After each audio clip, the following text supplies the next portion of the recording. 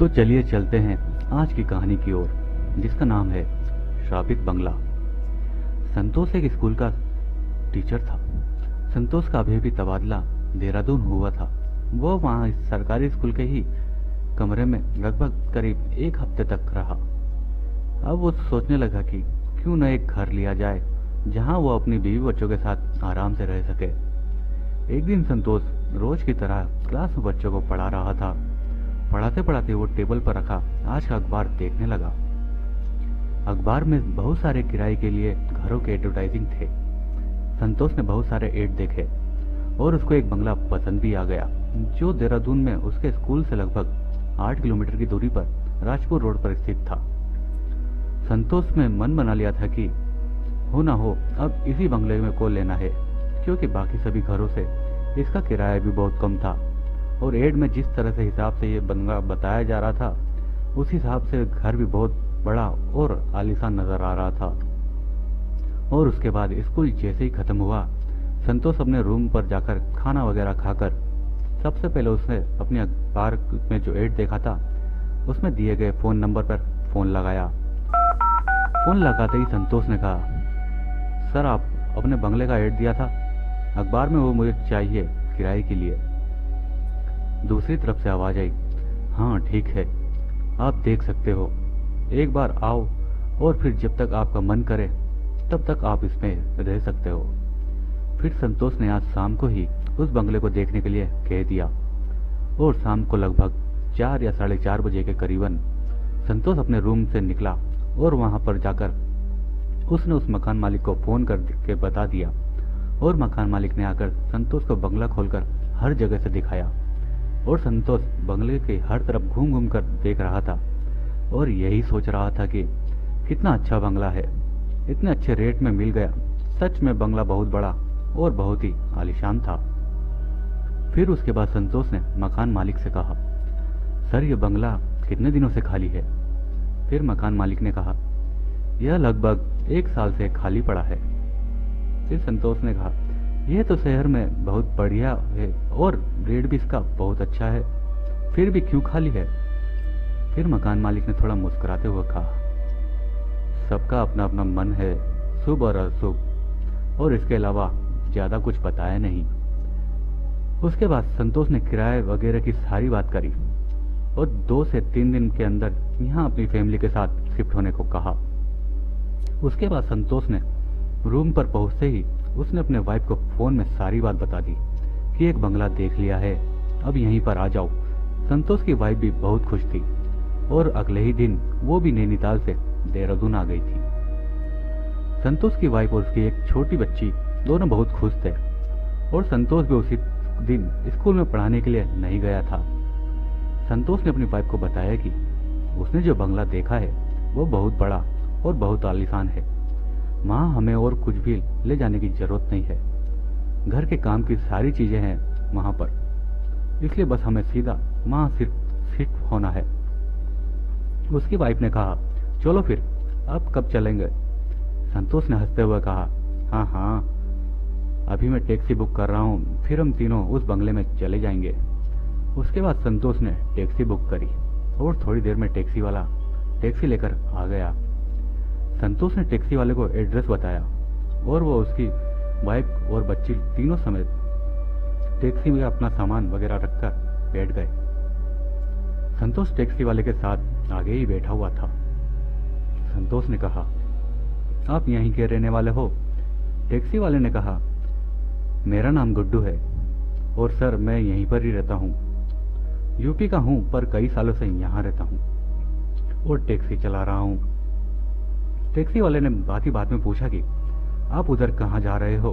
फिर संतोष ने कहा, राजपुर रोड साल के जंगल के पास एक बंगला है जिसे मैंने किराए पर लिया है, अब हम वहीं पर रहेंगे। टैक्सी वाला शायद उस तुरंत ही समझ गया कि फिर उस बंगले को कौन से बंगला को ये लोग बता रहे हैं। उसने कहा, मनोज प्रसाद जी का बंगला है यह, जो रोजपुर रोड पर जंगल के पास है। फिर संतोष ने कहा, हाँ आप जानते हो क्या उसके बाद टैक्सी वाले ने बड़ी हैरानी भरी नजरों से संतोष को देखा और कहा, सर, आपको किसी ने आइडिया दिया कि आप उस बंगले को किराए पर लो? उस टैक्सी वाले की बात सुनकर संतोष ने कहा, क्यों? किसी ने नहीं, पर मैंने अखबार में उसका एड देखा था। टैक्सी ड्राइवर मानो उस बंगले के बारे में बहुत कुछ जानता था। उसने गाड़ी धीरे करी और कहा, सर आप कहीं और देख लो, वो बंगला सही नहीं है। 1 साल से ज्यादा हो गया है। वो बंगला इसलिए खाली है, कहते कि वहां रहने वाले इंसान ज्यादा दिन तक नहीं टिक पाता। संतोष ने टैक्सी ड्राइवर गुड्डू की सारी बात सुनी और कहा, कैसी बेसुकी बातें कर रहे हो? मैं ऐसी वैसी चीजों को नहीं मानता। इतना अच्छा बंगला इतने अच्छे रेट में कैसे छोड़ दूं? उसके बाद टैक्सी ड्राइवर ने कुछ बोलने ही जा रहा था कि संतोष ने उसकी बात बीच में ही काट दी और संतोष ने कहा, तुम अब चुपचाप हो जाओ और सीधा गाड़ी चलाओ। लेकिन संतोष की बीवी कहने लगी, नहीं भैया, आप बताओ उस बंगले के बारे में। आप तो यहीं के रहने वाले हो, आप ज्यादा जानते होंगे। उसकी वाइफ के बार बार कहने पर गुड्डू ने फिर बताना शुरू किया। गुड्डू ने कहा, मैडम, मैं आप सबके लिए भलाई के लिए ही कह रहा हूं कि आप उस बंगले को मत जाओ। मानता हूं उसका किराया और सभी करों से बहुत ज्यादा कम है, लेकिन उस किराए का ही क्या जो आपकी जिंदगी ही ले ले। फिर गुड्डू ने अपनी बात जारी रखते हुए कहा, मैडम, आपसे पहले यहाँ बहुत लोग रहने आए। जैसे आप कम किराए के लालच में उस बगल बंगले में जा रहे हो, और लोग भी वह उसी बंगले को बहुत शौक से जानते थे। लेकिन ज्यादा से ज्यादा 10 या 15 दिनों के अंदर ही जो भी वहां जाता है उसकी मौत जरूर हो जाती है। गुड्डू की सारी बात सुनकर संतोष की वाइफ ने थोड़ा घबराते हुए और डरते हुए कहा, पर ऐसा क्या है उस बंगले में और क्या होता है ऐसा? फिर गुड्डू ने कहा, मैडम, यह तो पता नहीं उसमें ऐसा क्या है, लेकिन शायद कोई श्राप मिला हुआ है उस बंगले को, क्योंकि अब तक ना जाने कितने लोगों की जान चली गई है वहां। पर किसी की भी मौत होती है तो पुलिस जांच के बाद कुछ दिन या साल या 6 महीने उस बंगले का मालिक उस बंगले को बंद रखता है, फिर दोबारा कुछ दिनों बाद उसको किराए पर दे देता है। लेकिन ये तो सच है कि कोई भी वहां जाता है तो ज्यादा दिन तक टिकता नहीं है। बहुत किस्मत वाला हो तो वहां से जिंदा वापस चला आता है, वरना जो भी वहां शिफ्ट होता है उसका मरना तो तय है। ये सब बातें सुनकर संतोष की वाइफ बहुत ही डर गई और उसने कहा, संतोष, हम कहीं और देख घर ले लेते ना, आज वापस उसी तुम्हारे रूम पर चलते हैं। लेकिन संतोष को शायद इन चीजों पर बिल्कुल भी विश्वास नहीं था। पढ़ा लिखा स्कूल टीचर आज के ख्यालों का था, इसलिए संतोष ने कहा, तुम्हें क्या हो गया है प्रीति? तुम भी कैसी बातें करती हो और किसी भी की बात पर विश्वास कर लेती हो? और फिर उसने गुड्डू की तरफ मुस्कुराते हुए देखते हुए कहा, और क्या बात है ड्राइवर साहब, तुम तो बड़ी अच्छी कहानियां बना लेते हो। संतोष ने अपनी वाइफ को कहा, ऐसा कुछ भी नहीं है, मैं वहां पर 2 दिन से लगातार जा रहा हूँ। कल जाकर हमने साफ सफाई भी करवाई थी। बहुत अच्छा बंगला है, इसलिए इन सब फालतू की बातों पर कोई ध्यान मत दो। और तुम ड्राइवर भाई, बस तुम गाड़ी चलाओ और हमें उस बंगले पर जाकर उतार दो। फिर ड्राइवर ने कहा, जैसी आपकी इच्छा। और थोड़ी देर में वो सब लोग उस बंगले के पास पहुंच गए। बंगला साल जंगल के थोड़ा अंदर की तरफ था। वहां पहुंचते ही गुड्डू ने टैक्सी रोकी और उन लोगों का सामान वगैरह उतरवा कर वहां पर रखवा दिया और वहां से चला गया। और उसके बाद संतोष अपनी वाइफ अपनी बच्ची नेहा के साथ उस बंगले के अंदर चला गया। और संतोष अपनी वाइफ को दिखा रहा था कि और देखो कितना अच्छा और कितना बड़ा बंगला है, ये नज़ारा भी कितना अच्छा लग रहा है। पर संतोष की वाइफ थोड़ा परेशान थी, लेकिन उसे भी बंगला बहुत पसंद आ रहा था। और बंगले के चारों तरफ जो हरा भरा नज़ारा लग रहा था वो प्रीति को सच में बहुत ही अच्छा लग रहा था। फिर प्रीति ने संतोष से कहा, बंगला तो सच में बहुत अच्छा और बहुत प्यारा है, लेकिन सामने जंगल देखने में भी बहुत बड़ा और खतरनाक लग रहा है। इसलिए उसने संतोष से कहा, एक तो ये जंगल बहुत बड़ा और भयानक सा है, और दूसरा वो जो ड्राइवर बता रहा था मुझे सच में अजीब सा लग रहा है यहाँ पर। संतोष ने फिर उसे समझाने की कोशिश करी, यार तुम समझती क्यों नहीं? लोग तो पता नहीं क्या क्या कहते हैं, लोगों का तो काम है कहना, लेकिन सच बताऊं तो इसी शहर में इससे अच्छा और इतना बढ़िया बंगला कहीं भी मिलेगा नहीं, वो भी इतने कम रेट पर। संतोष को तो बस ये बंगला भा गया था इसलिए उसके बाद वो लोग घर में सारा सामान वगैरह इधर उधर सेट करने लगते हैं। और पूरा घर सेट करने के बाद शाम के लगभग 5 या 5:30 बजे तक संतोष बाहर चला गया सब्जी वगैरह लेने। घर में प्रीति और नेहा अकेले थे। संतोष के जाते ही प्रीति को मानो बहुत डर सा लगने लगा था और सोफे पर बैठे हुए बस जो बात उस टैक्सी ड्राइवर गुड्डू ने प्रीति को बताई थी वही बार बार सोच रही थी। तभी उसकी नजर आसपास पड़ी तो उसने देखा कि नेहा कहीं पर भी नहीं दिख रही। प्रीति घर में हर तरफ नेहा को आवाज मारकर ढूंढ रही थी, लेकिन नेहा कहीं भी नहीं दिखाई दे रही थी। प्रीति परेशान हो गई थी और बंगले में हर तरफ जाकर नेहा को खोज रही थी और जोर जोर से चिल्ला चिल्ला कर नेहा को आवाज लगा रही थी, लेकिन नेहा शायद आसपास कहीं थी ही नहीं। तभी तो नेहा को सुनाई नहीं दे रहा था। आवाज लगाकर प्रीति थक हार कर एक जगह बैठकर रोने लगी। अब उसने संतोष को फोन लगाया और रोते रोते बोलने लगी, संतोष, नेहा पता नहीं कहाँ चली गई है, कहीं दिखाई नहीं दे रही। दूसरी तरफ से संतोष ने कहा, अरे बाबा कितना परेशान हो जाती हो तुम, अरे वहीं कहीं होगी और कहाँ चली जाएगी, देखो आसपास होगी, घर के पीछे या दूसरे फ्लोर पर। तुम परेशान मत हो, मैं आ रहा हूँ अभी। इतना कहकर संतोष ने फोन डिस्कनेक्ट कर दिया। पर प्रीति वहीं पर बैठी हुई कुछ सोच ही रही थी। तभी उसके कानों में एक ऐसी आवाज आई जैसे लग रहा हो कोई जोर जोर से हंस रहा है, और शायद इनमें से एक आवाज नेहा की भी थी। आवाज भी ऊपर के फ्लोर से आ रही थी।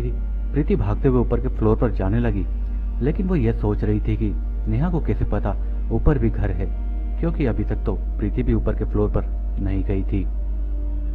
और सीढ़ियां से भागते भागते प्रीति फर्स्ट से सेकंड फ्लोर पर चली गई, और अब प्रीति को बिल्कुल साफ सुनाई दे रहा था कि नेहा किसी से बात कर रही है, और उसके साथ 2 आवाजें और भी आ रही थी, यानी नेहा के साथ 2 जने और थे। नेहा की आवाज जिस कमरे से आ रही थी, प्रीति ने तुरंत उस कमरे का दरवाजा खोला और देखा नेहा अकेले ही खेल रही थी। नेहा के हाथ में बैट था और वो कह रही थी, जल्दी फेंको बॉल, जल्दी फेंको, डालो ना, तुम रुक क्यों गई। तभी प्रीति ने नेहा को पीछे से पकड़ा और एक जोरदार थप्पड़ खींच कर मारा और कहा, क्या हुआ नेहा, तू पागल हो गई क्या, तू किससे बात कर रही है, अकेले, यहाँ तो कोई नहीं। नेहा ने चौंकते हुए अपनी मम्मी की तरफ देखा और कहा, अरे यही तो थे अभी दोनों। प्रीति ने कहा, कौन दोनों। फिर नेहा ने कहा, मम्मी और रश्मि और प्रिया है, यही तो रहते हैं वो, और अब वो दोनों मेरी नई फ्रेंड बन गई है। वो बहुत अच्छी है मम्मी, उन दोनों ने बताया कि वो हमेशा से यहीं रहती है और अब मैं भी उनकी फ्रेंड बन गई हूँ। प्रीति ने नेहा को पकड़ा और अपने साथ नीचे ले आई। प्रीति नेहा को डांट ही रही थी कि तू पागल हो गई है क्या, और क्यों गई थी ऊपर, और तुझे कैसे पता कि ऊपर जाने का रास्ता कहाँ से है। नेहा ने फिर बताया, अरे मम्मी, मुझे तो रश्मि और प्रिया ऊपर ले गए थे, उन्होंने तो मुझे बताया यहाँ से रास्ता। मम्मी, उन्होंने मुझे पूरा घर भी घुमाया, 3री मंजिल तक पूरी जगह मैंने देखी उनके साथ। प्रीति ने थोड़ा घबराते हुए गुस्से में कहा, अरे कौन दोनों, कौन है ये रश्मि और प्रिया। नेहा ने फिर कहा, मम्मी वो यहीं पर तो रहती हैं, मेरी नई दोस्त हैं वो दोनों, और उनकी मम्मी भी यहीं रहती है, ऊपर वाले फ्लोर में चलो, मैं आपको उनसे मिलवा देती हूँ। फिर प्रीति ने चौंकते हुए कहा, ऊपर के फ्लोर पर, लेकिन तुम्हारे पापा तो कह रहे थे कि बंगला पूरा खाली है और बस हम लोग ही यहाँ रहते हैं, हमने ही लिया है किराए पर, और गेट भी तो बंद था, ताला भी तो हमने ही खोला था, तो फिर ऊपर कौन रहता है। और थोड़ी देर में संतोष भी सामान वगैरह लेकर घर आ गया। संतोष आते ही बोला, क्यों नेहा, कहाँ चली गई थी, और तुम भी यार थोड़ी थोड़ी सी बात पर इतना डर जाती हो, कहाँ गई थी नेहा। फिर प्रीति ने तुरंत कहा, संतोष अब हम यहाँ नहीं रहेंगे, यहाँ बिल्कुल मुझे अच्छा नहीं लग रहा, इस घर में और भी पता नहीं किसी किसी बातें हो रही है। ये ऊपर के फ्लोर पर अकेले बैट बॉल खेल रही थी और मुझे भी वह दोनों बच्चों की हंसने की आवाज आ रही थी। जब मैं लेकिन वहां गई तो मुझे वहां कोई भी नहीं दिखा, ये वहां अकेले ही खेल रही थी। संतोष ने फिर थोड़ा गुस्सा करते हुए कहा, यार तुम्हारा ना दिमाग खराब हो गया है, जब से तुम्हें उस टैक्सी वाले ने इस घर के बारे में अनाप शनाप बताया है तब से तुम ऐसी बातें कर रही हो। अरे तुम समझती क्यों नहीं, यहाँ ऐसा कुछ भी नहीं है, तुम्हें कोई वहम हुआ होगा, क्यों तुम बस उस ड्राइवर की बताए अनुसार ही सोच रही हो। और तुम थक भी तो काफी गई हो, क्योंकि आज ही नैनीताल आई हो और सीधा यहाँ पर आकर सामान वगैरह सेट करने में लग गई। इसलिए अब चलो खाना वाना बनाते हैं, फिर आराम कर लो, तब शायद तुम्हें ठीक लगेगा। फिर संतोष की बात को वो बीच में ही काटते हुए प्रीति ने कहा, संतोष, क्या ऊपर वाले फ्लोर में कोई रहता है? क्या नेहा ने बताया कि 2 बच्चे और उसकी मम्मी ऊपर वाले तीसरे फ्लोर पर हैं और वो भी यहीं रहती हैं? संतोष ने प्रीति की बात सुनी, फिर थोड़ा हंसते हुए बोला, यार कैसी बातें कर रही हो तुम दोनों? ऊपर तो कोई नहीं है, पूरा बंगला तो हमने ले रखा है किराए पर, और बंगला पूरा 1 साल से खाली है। अगर कोई होता तो बाहर ताला क्यों लगा होता, और मुझे मकान मालिक बताते नहीं क्या? फिर नेहा ने कहा, नहीं पापा, चलो मैं आपको दिखाती हूँ। ऊपर रश्मि और प्रिया रहते हैं अपनी मम्मी के साथ, और वो दोनों बहुत अच्छे हैं। मेरी उन दोनों से फ्रेंडशिप भी हो गई है, और वो दोनों मेरी नई फ्रेंड अब है। संतोष ने नेहा की बात सुनी और कहा, चलो दिखाओ फिर कौन है। उसके बाद नेहा संतोष और प्रीति को लेकर आगे आगे भागती हुई चली जा रही थी और कह रही थी, पापा देखो अभी दिखाती हूँ मैं आपको। और जैसे ही नेहा ऊपर पहुंची तो उसने आवाज लगाई, प्रिया, रश्मि, प्रिया। लेकिन ऊपर से तो कोई आवाज ही नहीं आई, क्योंकि ऊपर कोई भी नहीं था और सभी कमरे के दरवाजे भी बंद थे। उसके बाद संतोष ने कहा, अरे नेहा, हम सबको उल्लू बना रही है, ऐसा कुछ नहीं है यहाँ। फिर नेहा ने कहा, नहीं पापा, अभी तो यहीं थी, पर पता नहीं अब कहाँ चले गए। उन्होंने तो कहा था हमेशा यहीं रहते हैं, वो हमेशा से यहीं पर हैं, पर अभी पता नहीं कहाँ गए। नेहा की बात सुनकर संतोष ने हंसते हुए दोनों को पकड़कर नीचे ले आया और अपनी वाइफ से कहा, देख लिया और मिल गया तुम्हें ऊपर वाले फ्लोर से पता चल गया कि ऊपर कौन है? लेकिन प्रीति ने कहा, नहीं संतोष, आवाज तो मैंने भी सुनी थी, नेहा के साथ और 2 बच्चों की आवाज आ रही थी, इसलिए मैं कहती हूँ सच में कुछ ना कुछ तो है इस घर में। फिर संतोष ने कहा, अरे यार तुम अब बस भी करो और चलो अब खाना बना लो, भूख भी लग रही है। संतोष के इतना कहने के बाद प्रीति ने किचन में जाकर खाना बनाने की तैयारी कर रही थी। तभी अचानक किसी के चीखने की बहुत तेज आवाज आई। ऐसा लगा कोई ऊपर के फ्लोर से चिल्ला रहा है।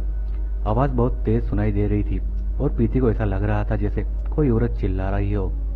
आवाज सुनकर प्रीति तुरंत किचन से बाहर भागती हुई आई, पर वो जैसे ही बाहर आई तो उसने देखा नेहा और संतोष बाहर बैठे गेम खेल रहे हैं और उनको देखकर ऐसा लग रहा था जैसे उन दोनों को कोई आवाज ही नहीं सुनी हो।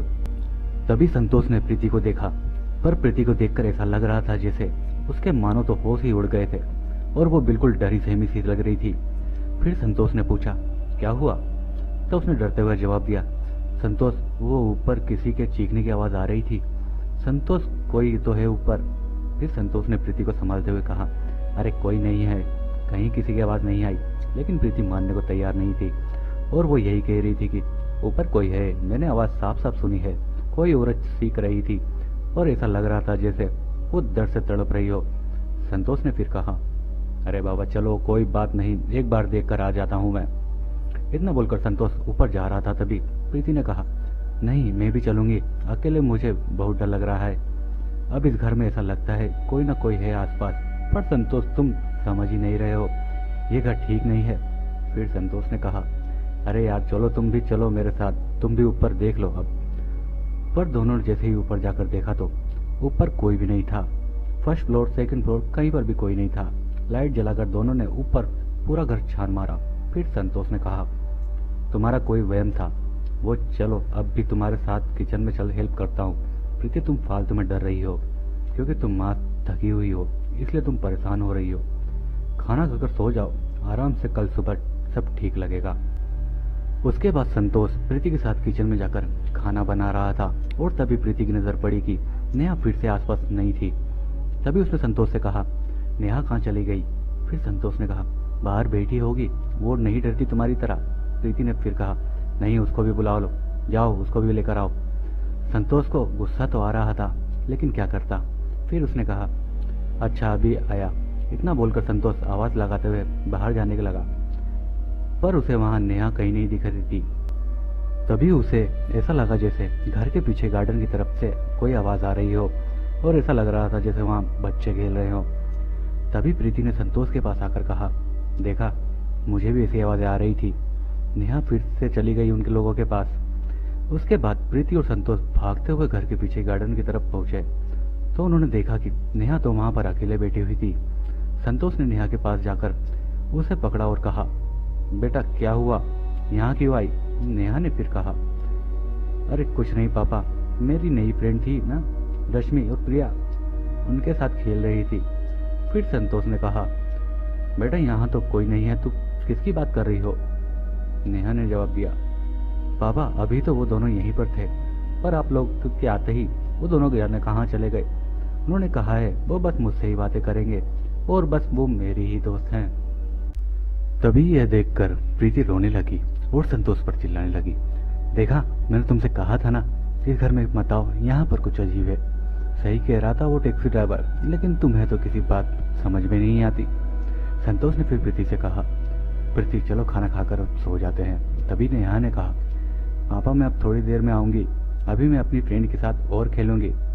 पर संतोष ने गुस्से में नेहा से कहा हाथ पकड़ा और कहा, नेहा चलो यहाँ से, मैं अभी यहाँ कोई नहीं है, बाद में खेलना। इतना कहकर संतोष नेहा को घर के अंदर ले गया, पर नेहा बाहर जाने के लिए रो रही थी। फिर संतोष ने कहा, बेटा अभी खाना खा के सो जाओ, कल सुबह अपनी फ्रेंड के साथ खेल लेना और हमको भी उनसे मिलवा देना, पर अभी तो सो जाओ। लेकिन नेहा लगातार रो रही थी और बस यही बोल रही थी, नहीं मुझे बाहर जाना है और अपनी फ्रेंड के साथ खेलना है, वो दोनों बहुत अच्छी हैं, मुझे बस उन दोनों के साथ ही खेलना है, मुझे जाने दो गार्डन में। नेहा को रोता हुआ देख अब प्रीति को भी अपने पति पर गुस्सा आ रहा था और वो गुस्से में बोलने लगी, जब मैं आपको कह रही थी कि यहाँ नहीं रहना, ये घर ठीक नहीं है, तब तुम्हें मुझ पर यकीन नहीं हो रहा था। अब देख लो नेहा का हालत, ना जाने किसकी बात कर रही है और ना जाने किसके साथ खेलने की जिद कर रही है। उस समय भी जब तुम बाहर गए थे तब भी अचानक यह ऊपर के फ्लोर पर चली गई थी और किसी से हंस हंस कर बातें कर रही थी। जब मैंने तुम्हें मेरी बात बताई तो तुम्हें मेरी बात पर यकीन नहीं हुआ। संतोष प्रीति की सारी बात सुनी और शांति से कहा, प्रीति चलो ठीक है, लेकिन आज तो अब रात हो गई है, अब तो सो जाओ, कल सुबह बात करेंगे कि क्या करना है। उसके बाद वो तीनों खाना वगैरह खाकर सो जाते हैं। वैसे ही आज का दिन वो सब थक चुके थे तो बिस्तर पर लेटते ही संतोष को नींद आ गई, लेकिन प्रीति इतने सारे हादसे देखने के बाद कहाँ सोने वाली थी। उसकी नींद तो वैसे ही उड़ के चुकी थी। उसके मन में लगातार बस यही बात गूंजे जा रही थी कि कभी वो उस टैक्सी ड्राइवर गुड्डू की बातों को याद करती तो कभी उसे नेहा का अचानक तीसरे फ्लोर पर चले जाना और कभी और बच्चों की आवाज का हंसते हुए आना। यही सब सोचते सोचते प्रीति बिस्तर पर लेटी हुई थी और तभी शायद उसकी आंख भी लग गई। लेकिन थोड़ी देर में अचानक एक आवाज हुई, प्रीति की आंख फिर से तुरंत खुल गई और प्रीति ने जो देखा उसके बाद प्रीति के हलक से एक जोरदार डरावनी चीख निकली और चीखते ही प्रीति अपने बेड से सीधे नीचे जमीन पर गा गिरी। जमीन पर पड़ी प्रीति अब अपनी आंखों में साफ साफ देख पा रही थी कि एक सर कटी हुई औरत इनके कमरे के दरवाजे पर खड़ी हुई है और उसके साथ दो छोटी छोटी लड़कियां भी है और उनके सर भी कटे हुए थे। ये सब देखने के बाद मानो प्रीति की जान ही निकल गई हो और उसके चीखने की आवाज बड़ी तेजी से निकल रही थी और उसी आवाज से संतोष की आंखें भी तुरंत खुल गई और उसने देखा कि प्रीति नीचे जमीन पर पड़ी हुई रो रही है। संतोष ने तुरंत प्रीति को उठाया और उसको संभालते हुए पूछने लगा, क्या हुआ है और तुम क्यों रो रही हो और नीचे कैसे गिरी? लेकिन प्रीति इतनी ज्यादा डरी हुई थी और घबराई हुई थी कि प्रीति के हलक से आवाज भी नहीं निकल पा रही थी। पर प्रीति डरते डरते दरवाजे की तरफ उंगली दिखा रही थी और बोलने की कोशिश कर रही, संतोष वो देखो वो औरत खड़ी है, संतोष वो हमारे को मार देगी, हम सबको मार देगी, देखो। संतोष ने प्रीति को चिल्लाते हुए कहा, प्रीति कोई नहीं है, दरवाजा बंद है और लाइट भी तो चल रही है, कमरे में तो कोई नहीं है, तुमने कोई सपना हो देखा होगा प्रीति, तुम माँ दिन भर इसी चीजें बारे में सोच रही हो इसलिए तुमने कोई सपना देखा होगा।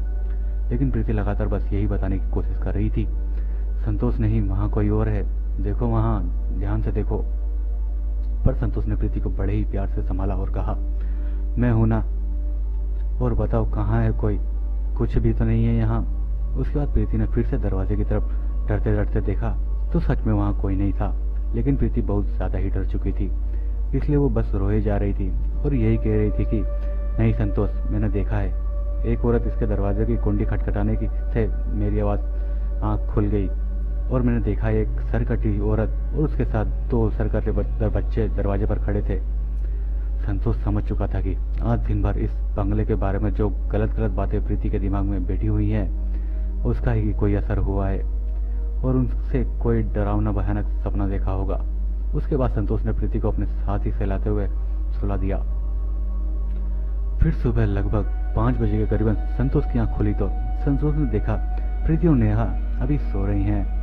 संतोष को पता था वैसे भी कल उसकी वाइफ और उसकी बेटी थकी हुई थी और बहुत परेशान थी, इसलिए उन्होंने उसको सोने ही ठीक समझ दिया। पर संतोष को आज स्कूल पढ़ाने के लिए भी जाना था, इसलिए संतोष नहा धोकर फ्रेश हुआ और तैयार होकर उसने चाय बनाकर अपनी वाइफ को बेड पर ही लाकर दी। और फिर तभी प्रीति की आंख भी खुली। उसने देखा काफी उजाला हो गया था। फिर संतोष ने कहा, आज मुझे स्कूल भी जाना है, अब तो तुम उठ जाओ। लेकिन कल रात जो भी हुआ वो प्रीति बिल्कुल भी नहीं भूल सकती थी। इसलिए प्रीति ने कहा, संतोष हम इस घर में अब और नहीं रहेंगे, हमको ये बंगला खाली करना होगा। तुम आज ही शहर में कोई और घर देख लो, कोई बात नहीं, किराया थोड़ा ज्यादा होगा, लेकिन ये बंगला ठीक नहीं है। संतोष सच कहा था उस टैक्सी ड्राइवर ने, ये बंगला बिल्कुल श्रापित है। सुबह सुबह संतोष ने अपनी वाइफ के मुंह से ऐसी बात सुनी तो उनको भी थोड़ा गुस्सा आ गया। फिर उसने कहा, इस बंगले में तो कुछ नहीं है, बंगला बिल्कुल ठीक है, लेकिन तुम्हें जो उस बेवकूफ ड्राइवर ने कल बात बताई वही तुम्हारे दिमाग में बैठ गई है, उसी का असर तुम पर हो रहा है, नहीं तो इस घर में और कुछ नहीं है। मैं भी तो हूँ, मुझे क्यों नहीं दिखा? अब तुम फालतू की बकवास छोड़ो, उठो और मैं जा रहा हूँ स्कूल। इतना बोलकर संतोष उस कमरे से बाहर निकल आया और अपने स्कूल जाने की तैयारी करने लगा। प्रीति भी अब अपने बिस्तर से उठ गई थी और तभी उसने नेहा को देखा कि प्रीति को ऐसा लगा कि नेहा की सांसें बहुत तेज चल रही है। उसके बाद प्रीति ने उसके चेहरे पर हाथ लगाया और इस सर्दी के मौसम में भी नेहा का बदन बहुत गर्म था, मानो बुखार उसके पूरे शरीर से तप रहा हो। यह देखकर प्रीति घबरा गई और उसने संतोष को बाहर से तुरंत बुलाया। संतोष ने भी आकर देखा कि नेहा को बहुत तेज बुखार है। संतोष ने कहा, तुम इसको पास ही रुको, मैं अभी बाहर से कोई डॉक्टर को लेकर आता हूँ। इतना बोलकर संतोष बाहर सड़क पर आ गया और इधर उधर लोगों से पता करने पर बात पता चला कि डॉक्टर तो राजपुर में मिल जाएगा, पर संतोष के पास यहाँ पर कोई अभी बाइक वगैरह तो थी नहीं। तो संतोष रोडवेज विक्रम में बैठकर राजपुर की तरफ चल दिया। वो राजपुर में एक क्लिनिक पर गया तो पता चला डॉक्टर तो 9 बजे से पहले नहीं आते। संतोष काफी देर तक वहाँ बैठा हुआ इंतजार कर रहा था, लेकिन अभी तो 7 ही बज रहे थे। तभी वहां लिखे हुए फोन नंबर पर फोन करा, डॉक्टर को जल्दी आने को कह दिया। संतोष ने अपने बंगले का एड्रेस भी बता दिया और डॉक्टर ने कहा 20-25 मिनट तो वो उसे घर में पहुंचाएंगे। उसके बाद संतोष फिर क्लिनिक से वापस विक्रम के में बैठकर अपने बंगले पर आ गया। घर में पहुंचते ही उसने देखा उसकी वाइफ नेहा को पकड़कर रो रही थी। उसने सहलाने लगी। संतोष ने जाते ही नेहा को गोद में उठा लिया, पर नेहा को तो मानो कोई होश ही नहीं था। वो बिल्कुल बेसुध थी। उसकी आंखें सांसें बहुत तेज चल रही थी और उसका बदन जलती हुई आग की तरह तप रहा था। उसके बाद संतोष ने प्रीति को बताया कि डॉक्टर थोड़ी देर में अभी यहाँ आ जाएंगे और थोड़ी देर बाद डॉक्टर संतोष के बताए अनुसार उस एड्रेस पर अपनी नैनो से आ गए। संतोष बाहर ही डॉक्टर का इंतजार कर रहे थे, इसलिए उस डॉक्टर को गेट पर ही मिले और वो उन्हें लेकर साथ अंदर आ गया। उसने बताया कि उसकी बेटी की हालत बहुत ज़्यादा खराब है और हम नए नए इस शहर में आए हैं, हमें कुछ ज़्यादा पता भी नहीं कहाँ हॉस्पिटल है और कहाँ क्लिनिक वगैरह।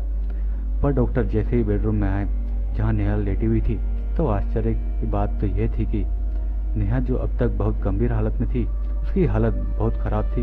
पर डॉक्टर जैसे ही बेडरूम के अंदर पहुंचे, वैसे ही नेहा को तुरंत होश आ गया और वो उठकर बैठ गई। डॉक्टर ने नेहा को देखा और उसके चेहरे पर हाथ लगाया और उसे थोड़ा चेक करा तो उसकी बिल्कुल बुखार नहीं था और नेहा बिल्कुल ठीक थी। उसको चेक करने के बाद डॉक्टर ने कहा, कुछ भी तो नहीं हुआ इसको, यह बिल्कुल नॉर्मल है। लेकिन संतोष और प्रतीक तो मानो अब होश ही उड़ गए थे, क्योंकि ऐसा कैसे हो सकता है। अभी दोनों जने बहुत परेशान थे कि नेहा को कितनी हालत खराब है और इसके बावजूद डॉक्टर के आते ही एकदम से कैसे ठीक हो जाती है बिना किसी दवाई या मेडिसिन के। फिर भी डॉक्टर ने कहा, आपको कोई वहम हुआ होगा क्योंकि ठंड भी ज्यादा है आज, इस वजह से। बाकी नेहा की हालत तो बिल्कुल ठीक है, इसको कुछ नहीं हुआ। अच्छा, मैं चलता हूँ। डॉक्टर साहब जाते जाते रुके और उन्होंने संतोष से कहा कि ये बंगला आपको किराए पर किसने लेने को कहा था। इस पर संतोष ने कहा, डॉक्टर साहब, मैं एक स्कूल टीचर हूँ और अभी अभी कुछ दिनों पहले ही मेरा नैनीताल से देहरादून तबादला हुआ है। मुझे एक घर की ज़रूरत थी, तो मैंने अखबार में इसका एडवर्टाइजिंग देखा था और मुझे ये बहुत अच्छा लगा, क्योंकि ये बहुत बड़ा आलीशान बंगला है और इसका किराया भी शहर में हर घर से बहुत कम है और ये मेरे बजट में भी आता है। फिर डॉक्टर ने कहा, अच्छा, अरे मैं इसलिए पूछ रहा हूँ ना, क्योंकि मेरा क्लिनिक यहाँ से ज़्यादा दूर तो है नहीं और मेरा घर भी यहाँ से पास ही है और मैंने अक्सर देखा है ये बंगला खाली ही रहता है। बस साल या 6 महीने में ही कोई फैमिली इसमें रहने आती है, फिर उसके बाद ये खाली हो जाता है। अच्छा चलो, मैं तो चलता हूँ। डॉक्टर तो इतना कहकर चले गए, पर शायद अब संतोष को भी डॉक्टर की बातें थोड़ी समझ में आ गई थी। डॉक्टर ने साफ साफ तो नहीं बताया कि ये बंगला ठीक नहीं है या फिर इसमें कोई क्या है या जो लोग ज़्यादा नहीं रहते। कल टैक्सी ड्राइवर गुड्डू ने बताया था और कल जो रात हुआ और जो प्रीति के साथ हुआ उसे यह तो पता चल चुका है कि सच में यह बंगला शायद ठीक नहीं है। उसके बाद उसने प्रीति को कहा, चलो मैं अभी तो स्कूल जा रहा हूँ, क्योंकि कल भी छुट्टी कर दी और आज थोड़ा लेट भी हो गया। बाकी मैं वहाँ से आते ही शहर में कहीं और पता कर लूँगा कि कोई दूसरा घर है या नहीं। प्रीति भी संतोष की ये बात सुनकर संतुष्ट हो गई। उसने कहा, चलो ठीक है, आप स्कूल से होकर आ जाओ, फिर कहीं और देखते हैं कि क्या दूसरा घर मिलता है। इतना बोलकर संतोष तो स्कूल चला गया, पर अब घर में नेहा और प्रीति ही थे। इधर नेहा उधर खेल रही थी और प्रीति अपने घर का सारा काम वगैरह निपटा रही थी। घर का सारा काम खत्म करने के बाद नेहा ड्राइंग रूम में गई और वहां बैठकर टीवी देखने लगी। टीवी में शायद कोई मूवी देख रही होगी, लेकिन चलती टीवी पर अचानक से जो हुआ, प्रीति ने देखा कि उसके बाद प्रीति की आंखें फिर खुली की खुली रह गई और जो प्रीति की सांसें मानो अटक सी गई हो, क्योंकि प्रीति ने जो कुछ भी देखा उसके होश उड़ गए। क्योंकि उसने देखा जो रात पे कटे हुए सर वाली औरत उसके 2 बच्चों के साथ उसने अपने बेडरूम में देखी थी, अब वो टीवी पर दिख रही है। पहले तो सोचा शायद कोई वहम है, पर वो डरते हुए जो भी चैनल चेंज कर रही थी उस हर चैनल पर बस वही दिखाई दे रही थी। पर अभी तक टीवी में वो लोग बस दिख ही रहे थे कि तभी उस टीवी की आवाज भी आने लगी। टीवी से यह आवाज आ रही थी, यह बंगला हमारा है और सिर्फ हमारा है, यह बंगला और किसी का नहीं हो सकता, यह हमारा बंगला है, यहाँ जो आता है बस वो मारा जाता है। प्रीति ये सब आवाज सुनकर बड़ी तेज उठी, उसी टीवी के सामने ही चिल्लाने लगी, कौन हो तुम, कौन हो और क्यों हमें परेशान कर रहे हो, हम क्या करा है तुम्हारा। लेकिन तभी उस टीवी में से किसी के हंसने की आवाज आई तो कभी किसी के रोने की आवाज और चीखने चिल्लाने की तड़पने वाली आवाज आने लगी और वो बस लगातार एक ही बात कह रही थी, यह बंगला हमारा है और सिर्फ हमारा है, जो यहाँ बंगले में आएगा उसको हम मार देंगे। आवाज बहुत खतरनाक और डरावनी लग रही थी। तभी प्रीति चीखते चिल्लाते हुए ड्राइंग रूम से बाहर निकल गई और नेहा को ढूंढने लगी। प्रीति की आंखों से बस आंसू ही बह रहे थे और लगातार वो रो ही रही थी। प्रीति के चेहरे की हवाइयां उड़ चुकी थी। प्रीति ने बाहर देखा तो बाहर कहीं और उसे नेहा नजर नहीं आ रही थी। उसने अब नेहा पर बहुत गुस्सा आ रहा था, क्योंकि उससे मना कर रहा था कि उसे कहीं भी जाने से। तभी तो उसने सोचा शायद वो गार्डन में गई होगी, इसलिए वो भागते हुए गार्डन की तरफ गई, लेकिन गार्डन में कोई नहीं था। और फिर उसने बिना देर लगाए सीढ़ियों से भागते हुए तीसरे फ्लोर पर जा पहुंची और उसको साफ साफ आवाज सुनाई दे रही थी कि 2-3 बच्चे बात कर रहे और हंस रहे हैं। प्रीति तुरंत उस कमरे में गई जहां से आवाज आ रही थी, तो उसने देखा नेहा ने फर्श पर कुछ लकीरें खींचकर कुछ बनाया हुआ था और उसमें से वो एक पत्थर से अकेले ही पिट्ठू लंगड़ी गेम खेल रही थी। उसको अकेले ही पता नहीं किससे बात कर रही थी। जिससे भी वो बात कर रही थी उसमें से कोई प्रीति को दिखाई नहीं दे रहा था। उसके बाद प्रीति ने नेहा के पास गई और उसके गाल पर खींचकर 3 थप्पड़ मारे और उसको खींचते हुए नीचे ले आई। प्रीति उसको डांट रही थी कि जब तुमको मना किया है कि अकेले घर में कहीं नहीं जाना, तो तुम क्यों अकेले घूम रही हो और बार बार अकेले किससे बात करने लग जाती हो, क्या तुम पागल हो गई हो। नेहा ने फिर थोड़ा हंसते हुए बोली, अरे मम्मी तुम भी ना, तुम्हें मैंने बताया नहीं था क्या, मेरी वो दोनों फ्रेंड जिनके साथ मैं खेलती हूँ, नई फ्रेंड्स प्रिया और रश्मि। प्रीति ने फिर चिल्लाते हुए कहा, तुम पागल हो गई हो, यहाँ कोई फ्रेंड नहीं है, अगर होती तो क्या मुझे दिखाई नहीं देती, और दोबारा कभी ऐसा अकेले मत जाना। उसके बाद रोते हुए प्रीति ने नेहा को सीने से चिपका लिया। फिर नेहा ने बड़े प्यार से और शांति से कहा, मम्मी वो दोनों बहुत अच्छी हैं और उनकी मम्मी भी बहुत अच्छी है। मैंने कहा था रश्मि और प्रिया को कि मेरी मम्मी से भी मिल लो, लेकिन उन्होंने कहा कि अभी हम उसकी मम्मी से नहीं मिलेंगे, क्योंकि अभी हमारी और आपकी फ्रेंडशिप हुई है, और आपकी मम्मा जब मेरी मम्मा से फ्रेंडशिप कर लेगी तब हम उनसे मिलेंगे। नेहा ने फिर अपनी बात जारी रखते हुए कहा, मम्मी चलो आप भी उनकी मम्मा से फ्रेंडशिप कर लो, और वो लोग बहुत अच्छे हैं। वो कहते हैं ये घर उनका ही है और वो हमेशा यहीं पर रहते हैं, और अब हम भी उनके साथ ही रहेंगे क्योंकि वो मेरी सबसे अच्छी दोस्त है। प्रीति को शायद समझ में आ चुका था कि नेहा को कौन परेशान कर रहा है और क्यों परेशान कर रहा है, क्योंकि प्रीति ने बेडरूम में एक कटे सिर वाली औरत को उसके साथ 2 बच्चे देखे थे, और अभी थोड़ी देर पहले भी टीवी पर उसने यही देखा था। फिर प्रीति ने नेहा को कहा, बेटा अब हम यहाँ से नहीं रहेंगे, अब हम किसी दूसरे घर जाने वाले हैं। आज जब तुम्हारे पापा आ जाएंगे तो हम किसी दूसरे घर जाकर रहना शुरू कर देंगे। ये सुनकर नेहा फिर जोर जोर से रोने लगी, नहीं मम्मी हम यहीं रहेंगे, बहुत अच्छा घर है, ये रश्मि और प्रिया बहुत अच्छी हैं, इन दोनों से मेरी फ्रेंडशिप हो गई है, और उन लोगों ने कहा था कि जब तुम हमारे साथ रहोगे नहीं तो वो लोग पूरा मान जाएंगे, अच्छे हैं वो दोनों। फिर प्रीति ने कहा, नेहा को डांटते हुए कहा, बस अब तुम चुप हो जाओ और अंदर आकर बैठ जाओ। लेकिन नेहा रोने लगी और ऊपर के फ्लोर की ओर भागने लगी। प्रीति ने फिर नेहा को बड़ी मुश्किल से पकड़ा और उसने हवा में इधर उधर देखकर चिल्लाने लगी, कौन हो तुम और क्यों परेशान कर रहे हो? ऐसा बोलते हुए प्रीति जोर जोर से रोने लगी, और उसको इतना बोलने के बाद ही थोड़ी देर में प्रीति किसी के हंसने की आवाज़ सुनाई देने लगी। प्रीति ने फिर चारों तरफ देखा पर वहाँ उसे कोई नजर नहीं आ रहा था, बस पास में नेहा बैठी हुई थी, लेकिन हंसने की आवाज़ बहुत खतरनाक और डरावनी लग रही थी। एकदम से किसी ने प्रीति के कानों में फुसफुसाते हुए कहा, तुम सब लोग मारे जाओगे, ये बंगला सिर्फ हमारा है, और अगर इस बंगले में कोई और आ जाए तो वो जिंदा नहीं वापस नहीं बचता, क्योंकि बंगला तो सिर्फ हमारा है, और अगर तुमने नेहा को हमसे दूर करने की कोशिश करी तो तुम में से कोई नहीं बचेगा, और नेहा को हमसे अलग किया तो इसका अंजाम बहुत बुरा होगा। यह सुनकर प्रीति फूट फूट कर रोने लगी और उस मनुष्य घड़ी का कोस रही थी जिससे उस प्रीति संतोष ने इस घर को किराए पर लिया था। आज पूरा दिन प्रीति इसी के घटना के बीच व्यतीत किया और वो बहुत परेशान और डरी हुई थी, और आज सुबह से ही उसने कुछ खाया भी नहीं था और ना ही उसको कुछ भूख प्यास लग रही थी। और लगभग 2 बजे के करीबन दोपहर में संतोष भी स्कूल से वापस घर आ गए, और घर में आते ही उन्होंने देखा प्रीति अभी भी बहुत परेशान और दुखी थी। आज जो भी दिन भर प्रीति के साथ हुआ वो सब उसने संतोष को बता दिया। संतोष भी अब समझ चुका था कि अब यहाँ से कहीं और जाना ही ठीक होगा, क्योंकि दिन ब दिन उसकी बीवी की हालत बहुत खराब होती जा रही थी, क्योंकि वो बस एक ही अनाथ शनाथ बातें सोच रही थी और ऐसे बेतुकी बातें कर रही थी। संतोष ने भी अपना मन बना ही लिया था कि अब कहीं और घर जाकर ही लेना है। जब सुबह नेहा की तबीयत अचानक ठीक हो गई थी, इसलिए संतोष ने अपनी वाइफ को कहा, तुम अब टेंशन मत लो, हम आज या कल में ही ये कहीं और शिफ्ट हो जाएंगे। संतोष ने इतना बोला होगा कि जहाँ पर ये दोनों खड़े थे तभी वहाँ छत का पंखा बड़ी जोर से नीचे गिरा, पर संतोष बाल बाल ही बचा होगा। अगर वो पंखा संतोष के सिर पर गिरता तो वैसे ही संतोष का सर फट कर गया होता।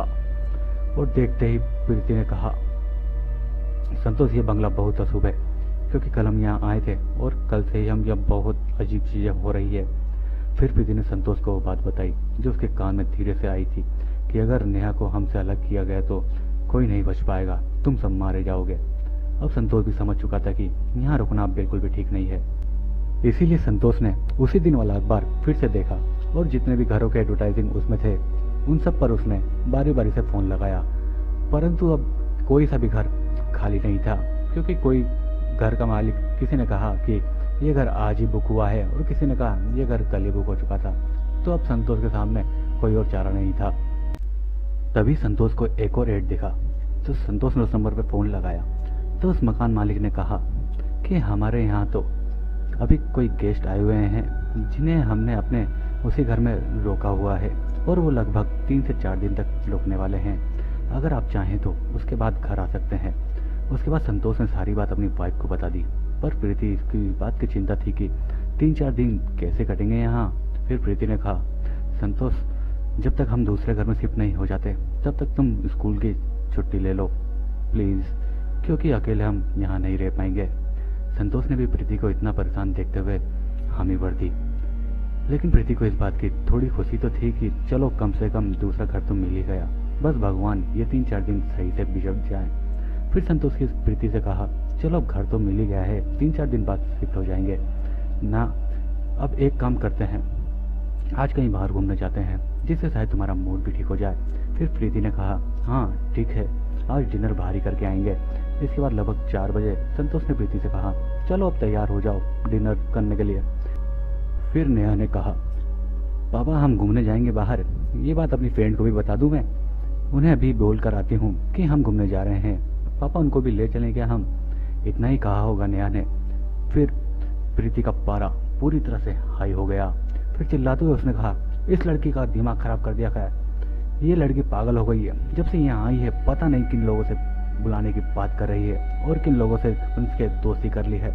इतना बोलने के बाद प्रीति थोड़ी ही देर में फूट फूट कर रोने लगी और रोते हुए बोलने लगी, संतोष या तो हमारी नेहा पागल हो गई है या फिर वो लोग हमारी नेहा को हमसे जुदा करना चाहते हैं। वो लोग हमारी नेहा को क्यों बार बार दिखाई देते हैं और नेहा से ही क्यों बात करते हैं। संतोष कहीं ये लोग हमारी नेहा को कोई नुकसान न पहुंचा दें, मुझे बहुत डर लग रहा है। संतोष ने प्रीति के ऐसे रोते हुए और डरते हुए देखा तो संतोष ने कहा, प्रीति ऐसा कुछ भी नहीं है और ऐसा कुछ हो भी नहीं सकता कि कोई हमारी नेहा को हमसे अलग कर दे। किसी की इतनी हिम्मत नहीं है कि हमारी नेहा को नुकसान पहुंचा सके, इसलिए तुम इतना डरो मत। चलो बाहर चलते हैं, मूड फ्रेश हो जाएगा। और नेहा तुम भी तैयार हो जाओ अब।